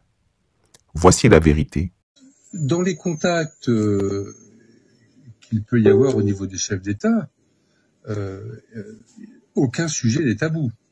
Mais dans le travail que j'ai effectué à la demande du président de la République avec les 3 pays où je me suis déjà rendu, le Sénégal, ça n'a pas pu encore se faire puisqu'ils sont encore dans une séquence électorale. Et d'ailleurs, c'est la première chose qui m'a été dite. Il n'y a pas de demande de départ. il y a un accord pour faire évoluer le dispositif. En fait, le cœur de mon travail, de mon rapport, qui est certes classifié, mais c'est en accord, et j'allais même dire à la demande des pays partenaires, de maintenir un dispositif socle qui peut évoluer, mais qui permet de déployer un certain nombre de partenariats existants, et aussi d'ailleurs des discussions sur les attentes des pays concernés en matière d'équipement, aviation, marine, armée de terre, sur lesquels nous sommes souvent déjà des partenaires et sur lesquels nous pouvons être en appui de nécessaires modernisations. C'est ça le sujet. Donc, dans aucun des 3 pays en attendant le Sénégal, les chefs d'État nous ont demandé de fermer de bases françaises. Il n'y aura pas de fermeture de bases françaises, on est bien d'accord. En tout cas, c'est l'état d'esprit de nos partenaires et plusieurs d'entre eux nous ont dit on a bien compris le message. Ce qui compte, ce n'est pas demain le nombre de soldats que constitueront, qui seront dans ce dispositif socle. Il y aura les personnels nécessaires pour que ça fonctionne. Ce qui compte pour nous, disent-ils, c'est la qualité du partenariat que nous allons bâtir ensemble pour le monde qui vient. Alassane Ouattara est un menteur, et cela, le président Laurent Gbagbo, son prédécesseur, l'avait déjà clamé haut et fort. Mais Alassane Ouattara est un menteur. Et je le répète pour vos auditeurs et pour vos téléspectateurs, il ne faut pas que les gens fassent attention à son esbrouf. C'est parce qu'il est menteur. Lors de son adresse de fin d'année à la nation, le vieux Grigou a tenté une lamentable bravade, laissant entendre qu'il avait lui-même exigé, presque menacé la France de retirer ses troupes d'occupation du territoire ivoirien. En réalité, il cherche désespérément à se comparer à des figures historiques ou actuelles qui ont eu le courage de défendre la souveraineté de leur pays. En 1966, avec une audace qui force le respect, le général de Gaulle a demandé le retrait des troupes américaines du sol français, affirmant que la France devait retrouver sa pleine souveraineté. American military personnel and installations in France may only be a memory if General de Gaulle's April 1st, 1969... Un débat partage alors la Maison-Blanche. Réagir ou laisser faire. Johnson tranche. Lyndon Johnson a réagi en disant « Si quelqu'un vous demande de quitter sa maison, vous prenez votre chapeau et votre manteau, vous dites au revoir et vous partez sans faire de vagues. » Plus récemment, le général Assimi Goïta, leader du Mali, a fermement exigé le départ des forces françaises, malgré l'opposition de Paris. Mais Alassane Ouattara, lui, n'a rien de ces hommes. Contrairement à De Gaulle ou Goïta, il n'a fait que capituler devant les intérêts étrangers tout au long de son règne. Se sachant en complet décalage avec les aspirations légitimes des peuples ouest-africains pour plus de souveraineté, le vieux filou a tenté de s'attribuer une fausse gloire en affirmant. Attends. Tu as lancé? C'est bon? C'est bon, oui, donnez le autre. C'est le France. Christophe est bon aussi. Le son bien.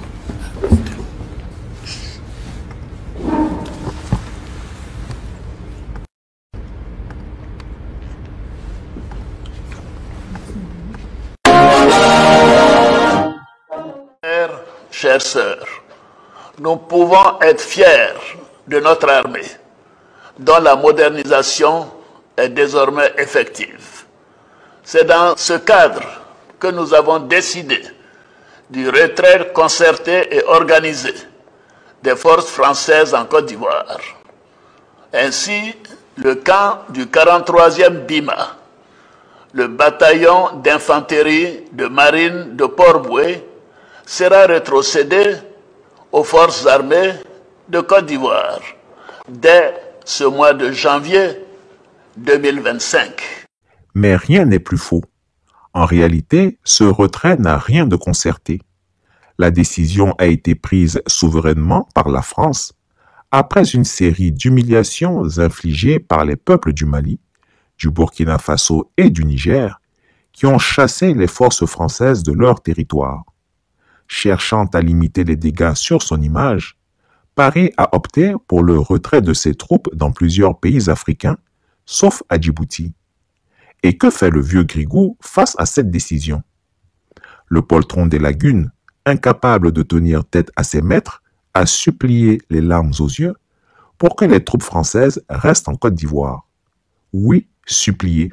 Jean-Marie Bockel, lors de son intervention au Sénat français, l'a confirmé avec clarté. Lorsque j'ai informé Alassane Ouattara de la décision de la France de retirer ses troupes de Côte d'Ivoire, il a supplié pour leur maintien. Je lui ai répondu qu'il n'avait pas à s'inquiéter, car les forces françaises disposaient de la capacité de se redéployer rapidement si nécessaire. Ce qui compte, c'est pas le nombre de soldats, c'est ce qu'on fait ensemble mieux et plus adapté aux attentes. Et ce message passe. Qu'il y ait à Port-Bouët, à Abidjan, le 43e BIMA avec 600 ou 700 personnels, voire beaucoup moins, je ne donnerai pas de chiffres. Hein. Mais de toute façon, les chiffres, ils sont sortis avant même que ma mission ne démarre.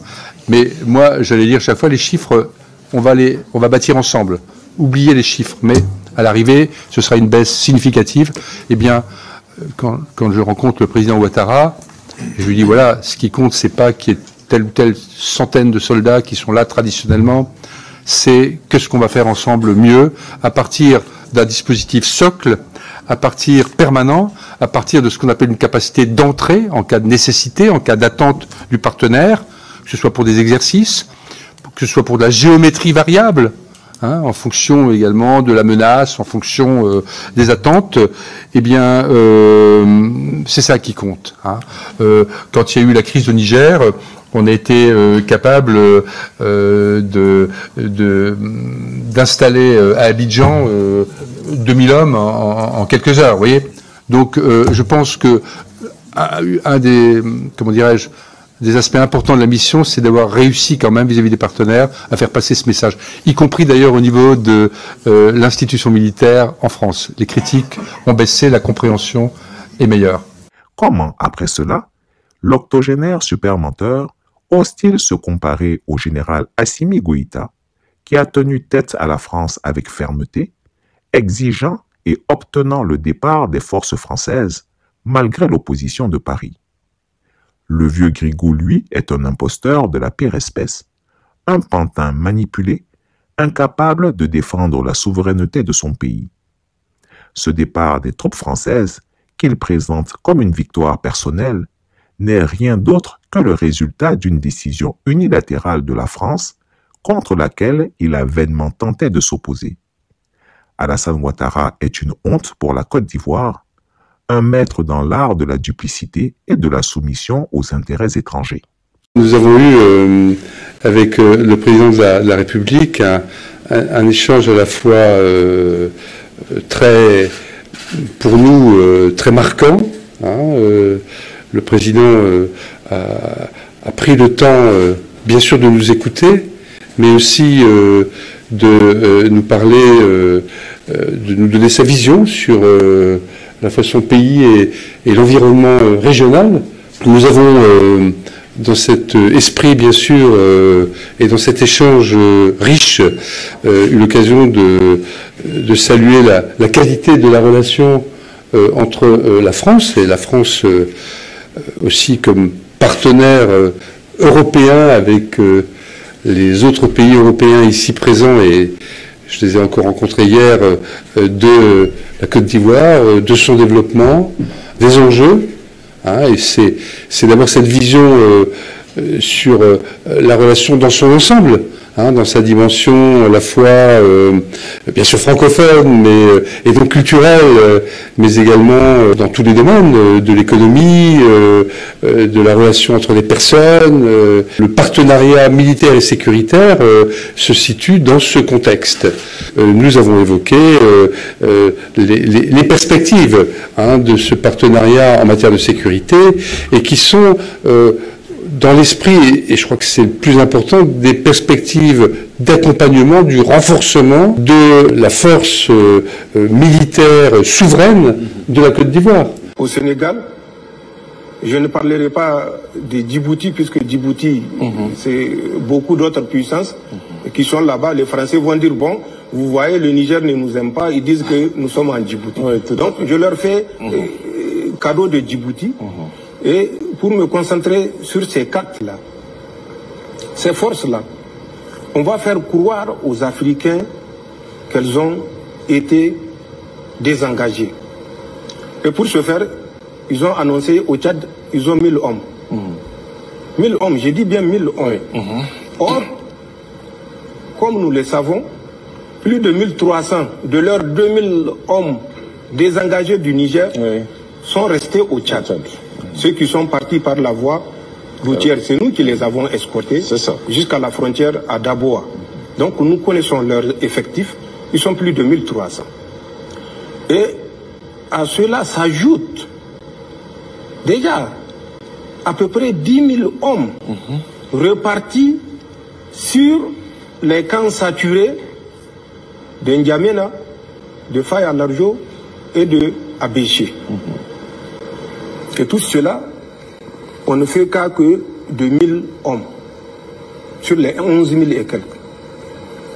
Et de ces 1000 hommes, 600 à 700 vont être désengagés. Mais le désengagement, ne vous y trompez pas, c'est un vol de jour avec un atterrissage de nuit. Mais pour revenir toujours et pour aller un peu plus vite, au Gabon, ils ont prévu également de réduire leurs effectifs. C'est le cas également au Sénégal. En Côte d'Ivoire, ils n'ont pas prévu de réduire les effectifs. La remise du 43e BIMA, c'est juste une formalité. D'accord. On vous restitue le 43e BIMA, mais les soldats français qui sont dans le 43e BIMA seront redéployés dans les autres positions occupées par l'armée française à l'intérieur du territoire ivoirien.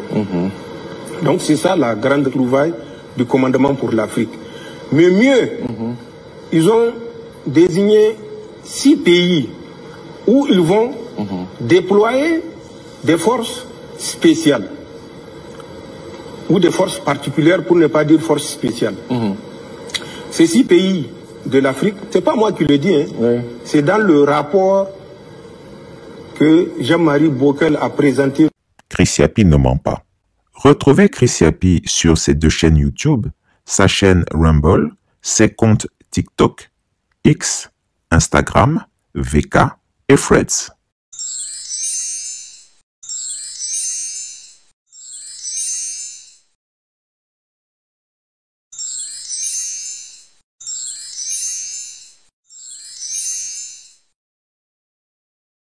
Urgent, agissez maintenant.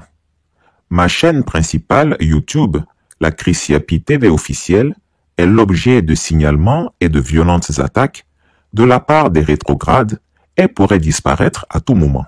Pour continuer à suivre mes contenus et soutenir le combat pour la vérité, il est essentiel que vous partagiez massivement cette vidéo et que vous vous abonniez dès maintenant à toutes mes plateformes dont les adresses apparaissent à l'écran.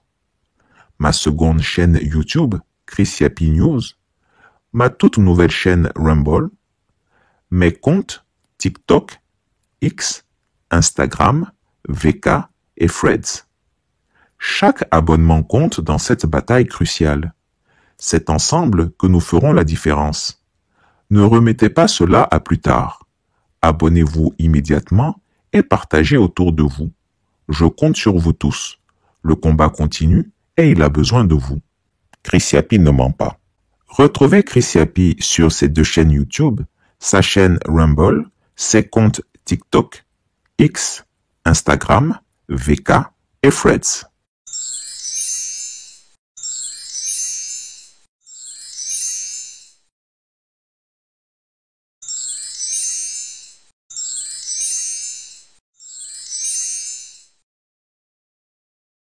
Légionnaires français arrivés en Côte d'Ivoire dans la nuit du 19 au 20 décembre 2024.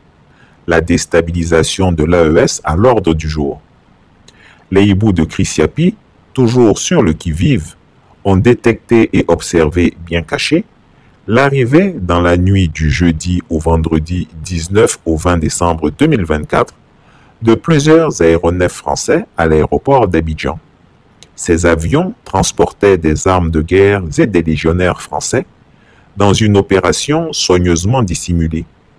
Cette information est indiscutable et soulève des questions sur les véritables intentions de ces militaires français en Côte d'Ivoire. Téné Birahima Ouattara dit la fiole, heureux et tout excité comme un pou, a prétendu et justifié leur présence par la nécessité de sécuriser les festivités de fin d'année. Mais rien n'est plus faux. Cette justification est risible et ne tient pas debout. Depuis quand une nation souveraine, indépendante depuis 1960, a-t-elle besoin de légionnaires étrangers français pour garantir la sécurité de ses fêtes? La vérité est tout autre. Ces légionnaires français profitent de l'effervescence des festivités de fin d'année pour se dissimuler et passer inaperçus.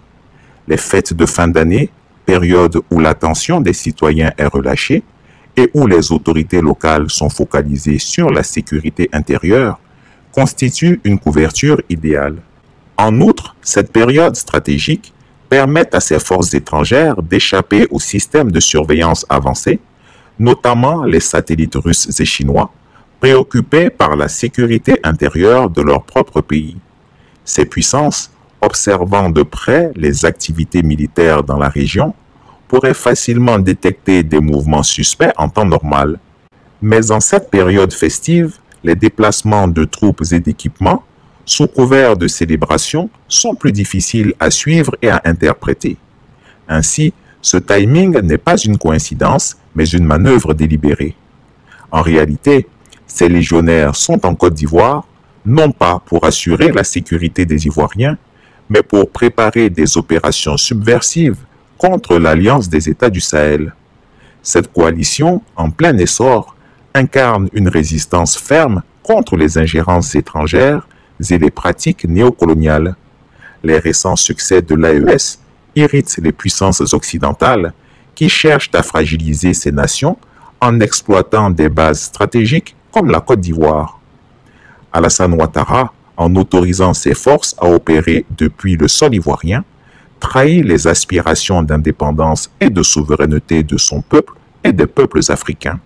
Le dictateur des lagunes transforme la Côte d'Ivoire en un pion dans des luttes géopolitiques qui ne concernent pas les Ivoiriens. Cette soumission volontaire expose notre pays à des risques inutiles et contribue à la déstabilisation de la sous-région ouest-africaine. Cela fait plusieurs mois que Chrissiapi alerte les nations de l'AES sur ces manœuvres dangereuses. La venue des légionnaires français en pleine période festive n'est qu'une étape supplémentaire dans un plan d'action soigneusement élaboré pour frapper l'AES au cœur. Les Ivoiriens doivent s'interroger. Pourquoi leur pays est-il utilisé comme une plateforme pour des agendas étrangers? Pourquoi leur gouvernement accepte-t-il de compromettre la paix régionale et la sécurité nationale au profit d'intérêts extérieurs? Déclaration du Collège des chefs d'État de la Confédération des États du Sahel, AES. Soucieux de défendre la dignité de leur peuple, de préserver l'intégrité de leur territoire face aux velléités impérialistes et néocolonialistes, leur Excellence, le capitaine Ibrahim Traoré, président du Faso, chef de l'État, le général d'armée Assimi Goïta, président de la transition, chef de l'État du Mali, et le général de brigade Abdraman Chani, président du Conseil national pour la sauvegarde de la patrie, chef de l'État du Niger, ont créé le 16 septembre 2023 l'Alliance des États du Sahel. Ce nouvel élan décisif, porté par une volonté commune d'accéder à une souveraineté véritable et d'amorcer une réelle dynamique des peuples, s'est renforcé suite au retrait des 3 pays de la communauté économique des États de l'Afrique de l'Ouest CEDEAO le 28 janvier 2024 et la création de la Confédération des États du Sahel AES le 6 juillet 2024. Le Collège des chefs d'État de la Confédération AES constate que, depuis l'adoption de cette nouvelle posture stratégique, portée par des aspirations légitimes à la liberté et la paix, la junte française impérialiste sentant ses intérêts menacés, appuyée par certains chefs d'État de la sous-région, tente désespérément de porter un coup d'arrêt à la dynamique émancipatrice enclenchée par l'AES. En réitérant le caractère irréversible et immédiat du retrait des pays de l'AES de la CEDEAO, dans sa déclaration du 14 décembre 2024, le Collège des chefs d'État de l'AES considère à juste titre la décision de proroger pour 6 mois le retrait du Burkina, du Mali et du Niger de la CEDEAO comme étant une énième tentative qui permettrait à la junte française et à ses supplétifs de planifier et de conduire des actions de déstabilisation contre l'AES.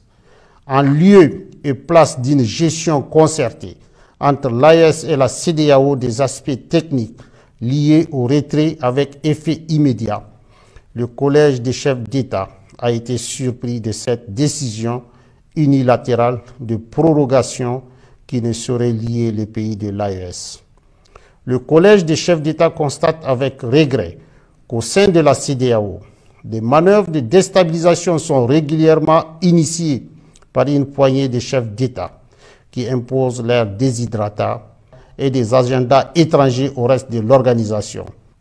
À l'évidence, ces actions viennent prouver la question sécuritaire à laquelle s'attaquent avec succès les pays de l'AES dans la sous-région et dont le bénéfice profite à toute la région n'est pas une préoccupation réelle pour ces acteurs à la solde d'un maître aux abois. Aussi, le Collège des chefs d'État suit avec une grande attention les manœuvres de tromperie initiées par la junte française, prétextant de fermer ses bases militaires dans certains pays africains pour les remplacer par un dispositif moins visible mais poursuivant les mêmes velléités néocoloniales. À ces activités s'ajoutent des opérations de réorganisation et de regroupement de groupes terroristes dans le bassin du lac Tchad, le Sahel et dans certaines zones frontalières, à savoir Niger-Nigeria, Niger-Bénin, Niger-Burkina, Bénin-Burkina. Ceux-ci reçoivent de la part d'États étrangers des appuis divers, notamment financiers et des moyens logistiques visant à déstabiliser l'AES. Face à la gravité de ces faits, le Collège des chefs d'État de la Confédération 1. Décide de mettre les forces de défense et de sécurité en état d'alerte maximale. 2. Décide de faire de l'espace confédéral un théâtre unique d'opérations militaires, coexistant avec des théâtres militaires nationaux en cours. 3. Appelle les populations de l'AES à redoubler de vigilance, à dénoncer systématiquement tout fait suspect aux forces de sécurité et à rejeter les propositions d'enrôlement au sein des groupes terroristes. Le Collège des chefs d'État réitère son engagement à poursuivre avec détermination le combat du peuple de l'AES pour sa souveraineté véritable et sa dignité. Fait à Bamako le 22 décembre 2024, signé le général d'armée Assimi Goïta, président de la transition, chef de l'État de la République du Mali, président de la Confédération des États du Sahel, AES. Chris Yapi ne ment pas. Retrouvez Chris Yapi sur ses 2 chaînes YouTube, sa chaîne Rumble, ses comptes TikTok, X, Instagram, VK et Threads.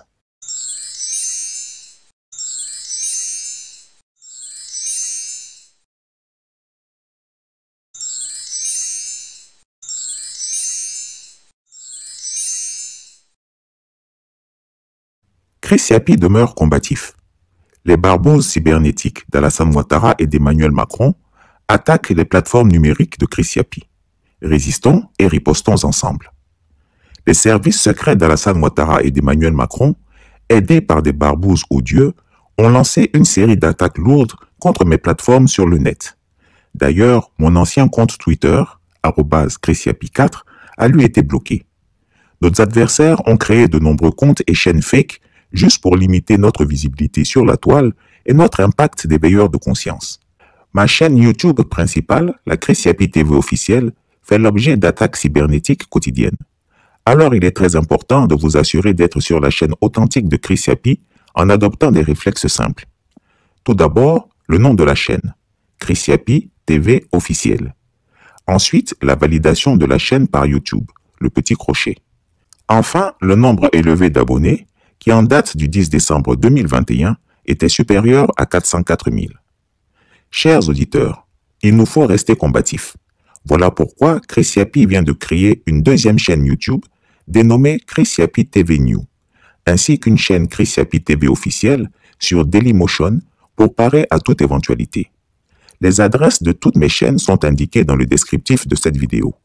Je vous invite à vous y abonner en grand nombre afin d'être toujours informé et de ne rien perdre de mes investigations. Notre but est de disperser l'énergie de l'ennemi et d'atteindre le plus grand nombre d'Africains et amis de notre continent en quête de démocratie et soucieux de la recherche de la vérité. Le combat devenu numérique est intense. En effet, depuis que nous avons annoncé les grands dossiers de Chris Yapi sur les scandales du gouvernement d'Alassane Ouattara, il ne se passe pas de jour sans que nous soyons l'objet d'attaques cybernétiques massives. Le but est de nous faire taire. Pourquoi? Que veulent-ils cacher au peuple? Les dossiers sont déjà au frigo. Barabana, c'est-à-dire le travail est fini. Restez à l'écoute, car bientôt Chris Yapi vous présentera ses nouvelles plateformes numériques. Nous demeurons combatifs. Chris Yapi ne ment pas. Retrouvez Chris Yapi sur son nouveau compte Twitter, ses deux chaînes YouTube, sa chaîne Dailymotion, Instagram et Mediapart.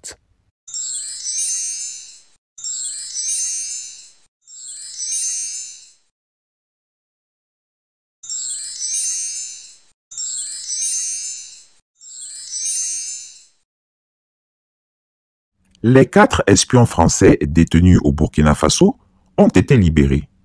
Chris Yapi l'avait prédit. Chers abonnés, je vous pose une question en toute sincérité. N'ai-je pas été le seul à affirmer ici, contrairement à toute la presse internationale, que la libération des 2 gendarmes ivoiriens n'était pas due à la médiation togolaise, mais plutôt à celle du Maroc? Deuxièmement, n'ai-je pas également déclaré que c'était la France qui était derrière ces démarches?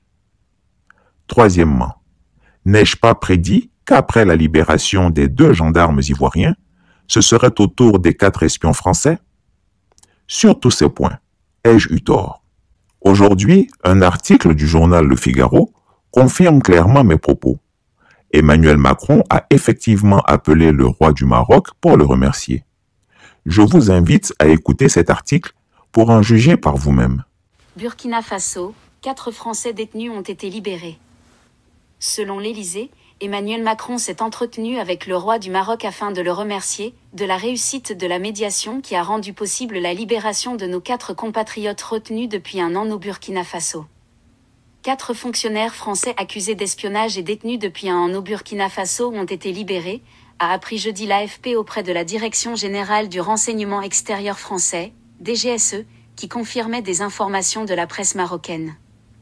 Le président Emmanuel Macron s'est entretenu hier, mercredi 18 décembre 2024, au téléphone avec Sa Majesté le roi Mohamed VI, roi du Maroc, afin de le remercier chaleureusement de la réussite de la médiation qui a rendu possible la libération de nos 4 compatriotes retenus depuis un an au Burkina Faso, a réagi l'Élysée. Les 4 hommes avaient été interpellés dans la capitale burkinabé le 1er décembre 2023 et étaient présentés par les autorités comme des agents de la DGSE.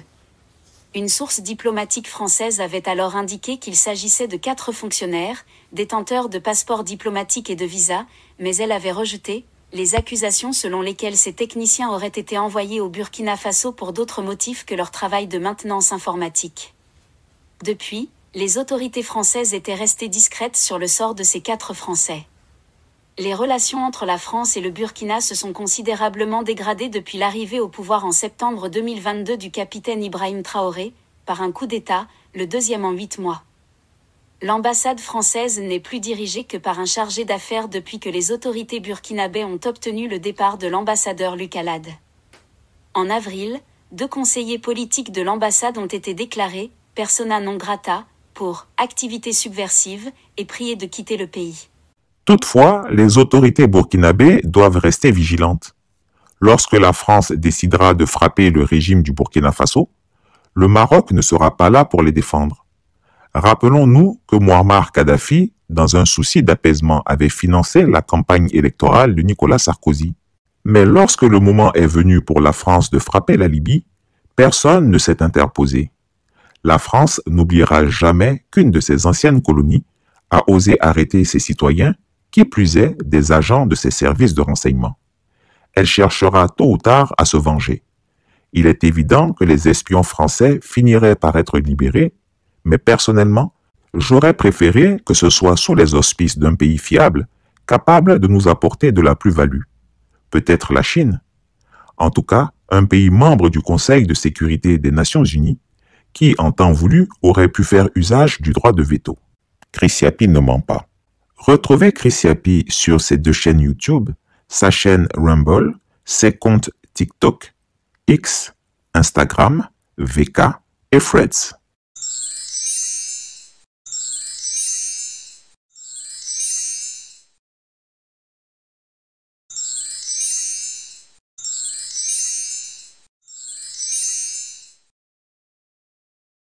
Chers abonnés, votre perspicace et chevronné investigateur est toujours là, plus résolu et combatif que jamais, malgré le poids des ans et une répression féroce.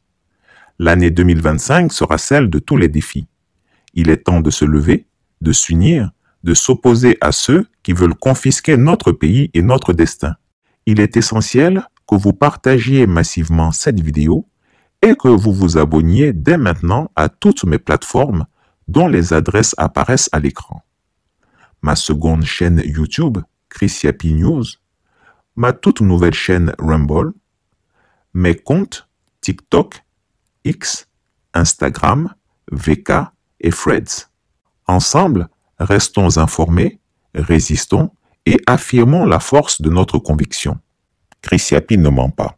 Retrouvez Chris Yapi sur ses 2 chaînes YouTube, sa chaîne Rumble, ses comptes TikTok, X, Instagram, VK et Threads.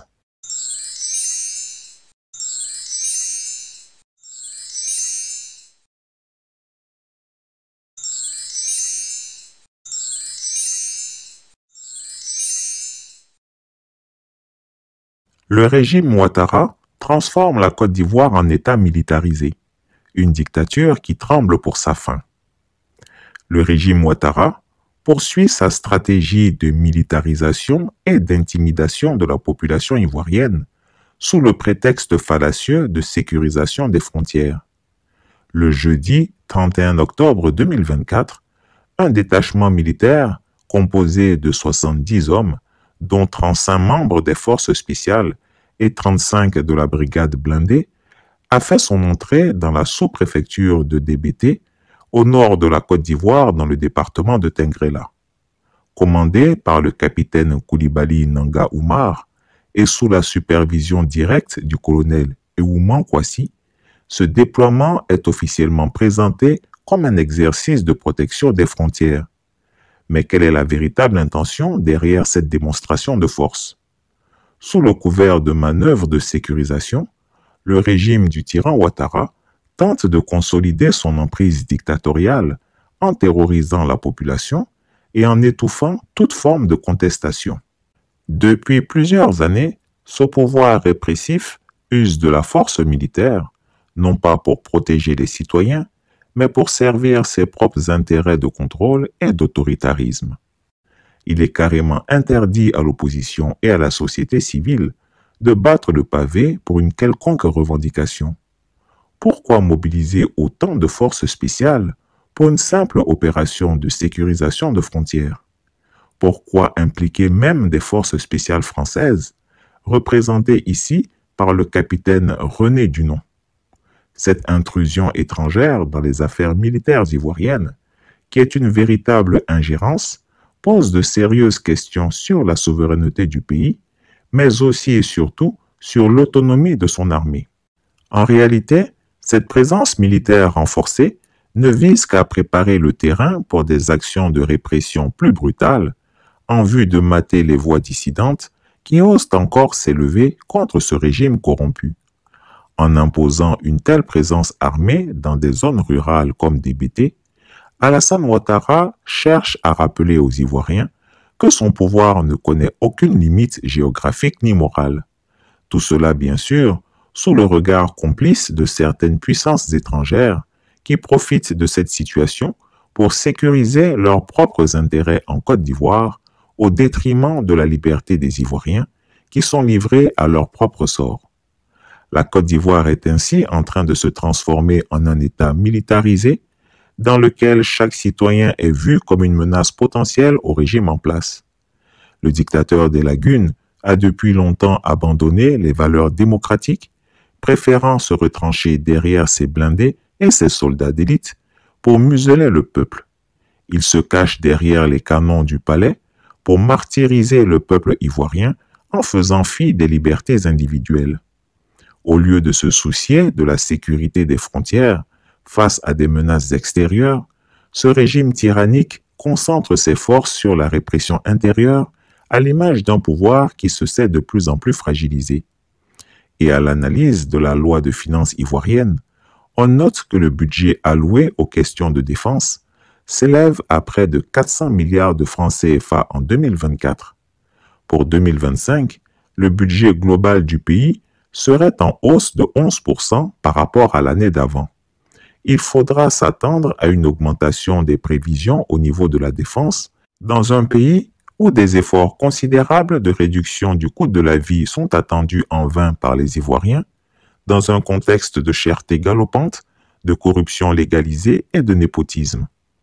Les opérations militaires annoncées dans cette région, pour une durée de 72 heures, du 1er au 3 novembre 2024, ne sont qu'une façade pour une opération de surveillance et d'intimidation. Il est indécent de présenter ces manœuvres comme un simple exercice, alors que la population de DBT et des alentours est en réalité soumise à une occupation militaire déguisée. La présence des forces spéciales françaises, sous la direction de cadres militaires ivoiriens entièrement acquis à la cause d'Alassane Ouattara, est une preuve accablante que ce régime n'a aucune intention de relâcher son emprise sur le pays. Les Ivoiriens ne sont pas dupes. Ils voient bien derrière ces manœuvres les intentions réelles de ce régime qui s'accroche au pouvoir par la terreur et la militarisation du pays. Mais jusqu'à quand cette politique de terreur pourra-t-elle tenir? Le peuple ivoirien aspire à la liberté, à la justice et à une véritable démocratie. Face à l'injustice, chaque déploiement militaire, chaque démonstration de force ne fait que renforcer la détermination d'un peuple qui n'oublie pas. Alors que les forces spéciales paradent dans des BT et que des soldats étrangers foulent le sol ivoirien, les citoyens ivoiriens, eux, restent vigilants. Ils savent que derrière ces exercices, soi-disant nécessaires à la sécurité, se cache un régime qui tremble, qui sait que son règne de fer touche à sa fin. La Côte d'Ivoire ne pliera pas éternellement sous le joug de cette tyrannie militarisée. L'histoire nous l'a appris. Chaque dictateur a une fin, et le régime Ouattara ne fera pas exception. C'est-à-dire, toi, ta maman a vendu banane braisée, pain condiment, galettes sur le trottoir pour payer tes études. Aujourd'hui, tu sors maire, député, ministre. Toi, tu ordonnes à tes gars de casser table de ces vieilles-là. Toi, ta maman a vendu banane, d'autres m'ont vendu dans les marchés. Sale, sorti à 4 heures pour aller vendre, payer vos fournitures, vous mettre à l'école. Aujourd'hui, vous êtes ministre, député, mais vous ordonnez à vos gars de casser table de ces vieilles-là. La vieille, elle va vivre comment? Elle est une veuve, son mari est décédé. Combien d'enfants? Ces galettes qu'elle vend là. Comme Dieu, il est Dieu, il ne peut pas la laisser là. Petite galette qu'elle vend là. La de fourniture sort dedans. Inscription de ses enfants. Le loyer. Tout sort dans petit couloir que vous voyez là. Vous venez vous y arracher chez le couloir. La vieille là doit vivre comment? Quand vous avez besoin d'elle, vous le partez jusqu'à dans les marchés, vous mettez en genoux, étant en costume, avec vos parfums de millions, vous y en avez vos souliers, vous mettez à côté de nos mamans là dans les marchés, là, tirez photo, prenez les images pour chercher vos pouvoirs. Et une fois que vous avez le pouvoir, vous prenez ce pouvoir là pour les piétiner. C'est ça là, j'ai dit. Et puis ils disent que non, tapez sa bouche, arrêtez-les, il est comme ça. Est-ce qu'on a besoin d'être joli pour dénoncer ça là? On n'a pas besoin d'être joli ou aller loin à l'école pour expliquer ça là. Ça là, même si quelqu'un te dit pas, toi-même, c'est que ça la malédiction dedans. Ma lutte là, c'est la sécurité sociale pour une prise en charge éventuelle. C'est ma lutte. C'est pas aujourd'hui, ça vaut 2 ans, je lutte comme ça, c'est comme ça et suis. Madame Nebio, Mais qu'est-ce qui est réservé pour les jeunes qui ont refusé d'aller mourir en Libye? Pour les jeunes qui ont décidé de rester au pays et grouiller ici? Qu'est-ce qui est réservé pour ces jeunes-là? Qu'est-ce qui est réservé pour les jeunes vendeurs de autos qui se débrouillent un peu, une voiture, deux voitures, qui faisaient venir les voitures un peu pour vendre? Aujourd'hui, les taxes sont tellement élevées qu'ils ne peuvent plus le faire. Ils deviennent comment étant au pays? Ils payent les loyers comment? Ils vivent comment? C'est ma question. Grand carrefour de Koumassi, ancien Koumassi, grand carrefour de Makori. Les jeunes qui n'ont pas Koto, qui veulent faire venir les voitures, vendre un peu, payer la scolarité de leurs enfants, payer les loyers, pour pouvoir survivre et se maintenir, pour ne pas aller mourir là. Qu'est-ce qui est réservé pour ces jeunes-là? C'est ma question. Les élèves qui ont passé tout leur temps, toute leur vie à aller à l'école, finir l'école, venir s'asseoir leur diplôme, avec ceux qui ne sont jamais allés à l'école. Et c'est ceux mêmes qui ne sont jamais allés à l'école qui les dépannent souvent. Qu'est-ce qui est réservé pour ces élèves-là avec leur diplôme? Ils doivent mourir de faim avec leur diplôme. C'est ma question.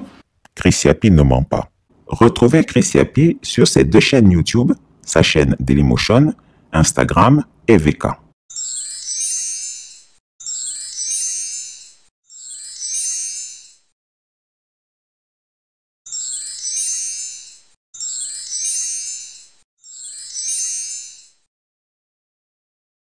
Chers abonnés, votre perspicace et chevronné investigateur est toujours là, plus résolu et combatif que jamais, malgré le poids des ans et une répression féroce. L'année 2025 sera celle de tous les défis. Il est temps de se lever, de s'unir, de s'opposer à ceux qui veulent confisquer notre pays et notre destin. Il est essentiel que vous partagiez massivement cette vidéo et que vous vous abonniez dès maintenant à toutes mes plateformes dont les adresses apparaissent à l'écran. Ma seconde chaîne YouTube, Chris Yapi News, ma toute nouvelle chaîne Rumble, mes comptes TikTok, X, Instagram, VK et Threads. Ensemble, restons informés, résistons et affirmons la force de notre conviction. Chris Yapi ne ment pas. Retrouvez Chris Yapi sur ses 2 chaînes YouTube, sa chaîne Rumble, ses comptes TikTok, X, Instagram, VK et Threads.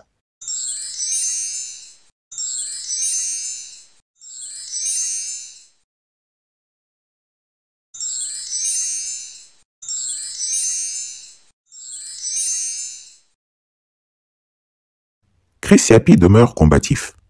Les barboses cybernétiques d'Alassane Ouattara et d'Emmanuel Macron attaquent les plateformes numériques de Chris Yapi. Résistons et ripostons ensemble. Les services secrets d'Alassane Ouattara et d'Emmanuel Macron, aidés par des barbouzes odieux, ont lancé une série d'attaques lourdes contre mes plateformes sur le net. D'ailleurs, mon ancien compte Twitter, @ChrisYapi4, a lui été bloqué. Nos adversaires ont créé de nombreux comptes et chaînes fake juste pour limiter notre visibilité sur la toile et notre impact d'éveilleur de conscience. Ma chaîne YouTube principale, la Chris Yapi TV officielle, fait l'objet d'attaques cybernétiques quotidiennes. Alors il est très important de vous assurer d'être sur la chaîne authentique de Chris Yapi en adoptant des réflexes simples. Tout d'abord, le nom de la chaîne, Chris Yapi TV officielle. Ensuite, la validation de la chaîne par YouTube, le petit crochet. Enfin, le nombre élevé d'abonnés, qui en date du 10 décembre 2021 était supérieur à 404 000. Chers auditeurs, il nous faut rester combatifs. Voilà pourquoi Chris Yapi vient de créer une 2e chaîne YouTube dénommée Chris Yapi TV New, ainsi qu'une chaîne Chris Yapi TV officielle sur Dailymotion pour parer à toute éventualité. Les adresses de toutes mes chaînes sont indiquées dans le descriptif de cette vidéo. Je vous invite à vous y abonner en grand nombre afin d'être toujours informé et de ne rien perdre de mes investigations. Notre but est de disperser l'énergie de l'ennemi et d'atteindre le plus grand nombre d'Africains et amis de notre continent en quête de démocratie et soucieux de la recherche de la vérité. Le combat devenu numérique est intense. En effet, depuis que nous avons annoncé les grands dossiers de Chris Yapi sur les scandales du gouvernement d'Alassane Ouattara, il ne se passe pas de jour sans que nous soyons l'objet d'attaques cybernétiques massives. Le but est de nous faire taire. Pourquoi? Que veulent-ils cacher au peuple? Les dossiers sont déjà au frigo. Barabana, c'est-à-dire le travail est fini. Restez à l'écoute car bientôt Chris Yapi vous présentera ses nouvelles plateformes numériques. Nous demeurons combatifs. Chris Yapi ne ment pas. Retrouvez Chris Yapi sur son nouveau compte Twitter, ses 2 chaînes YouTube, sa chaîne Dailymotion, Instagram et Mediapart.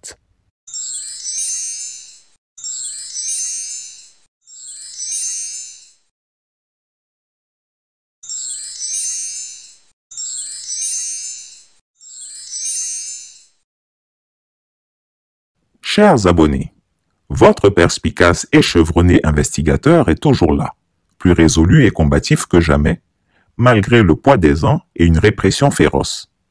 L'année 2025 sera celle de tous les défis. Il est temps de se lever, de s'unir, de s'opposer à ceux qui veulent confisquer notre pays et notre destin. Il est essentiel que vous partagiez massivement cette vidéo et que vous vous abonniez dès maintenant à toutes mes plateformes dont les adresses apparaissent à l'écran. Ma seconde chaîne YouTube, Chris Yapi News, ma toute nouvelle chaîne Rumble, mes comptes TikTok, X, Instagram, VK et Threads. Ensemble, restons informés, résistons et affirmons la force de notre conviction. Chris Yapi ne ment pas. Retrouvez Chris Yapi sur ses 2 chaînes YouTube, sa chaîne Rumble, ses comptes TikTok, X, Instagram, VK et Threads.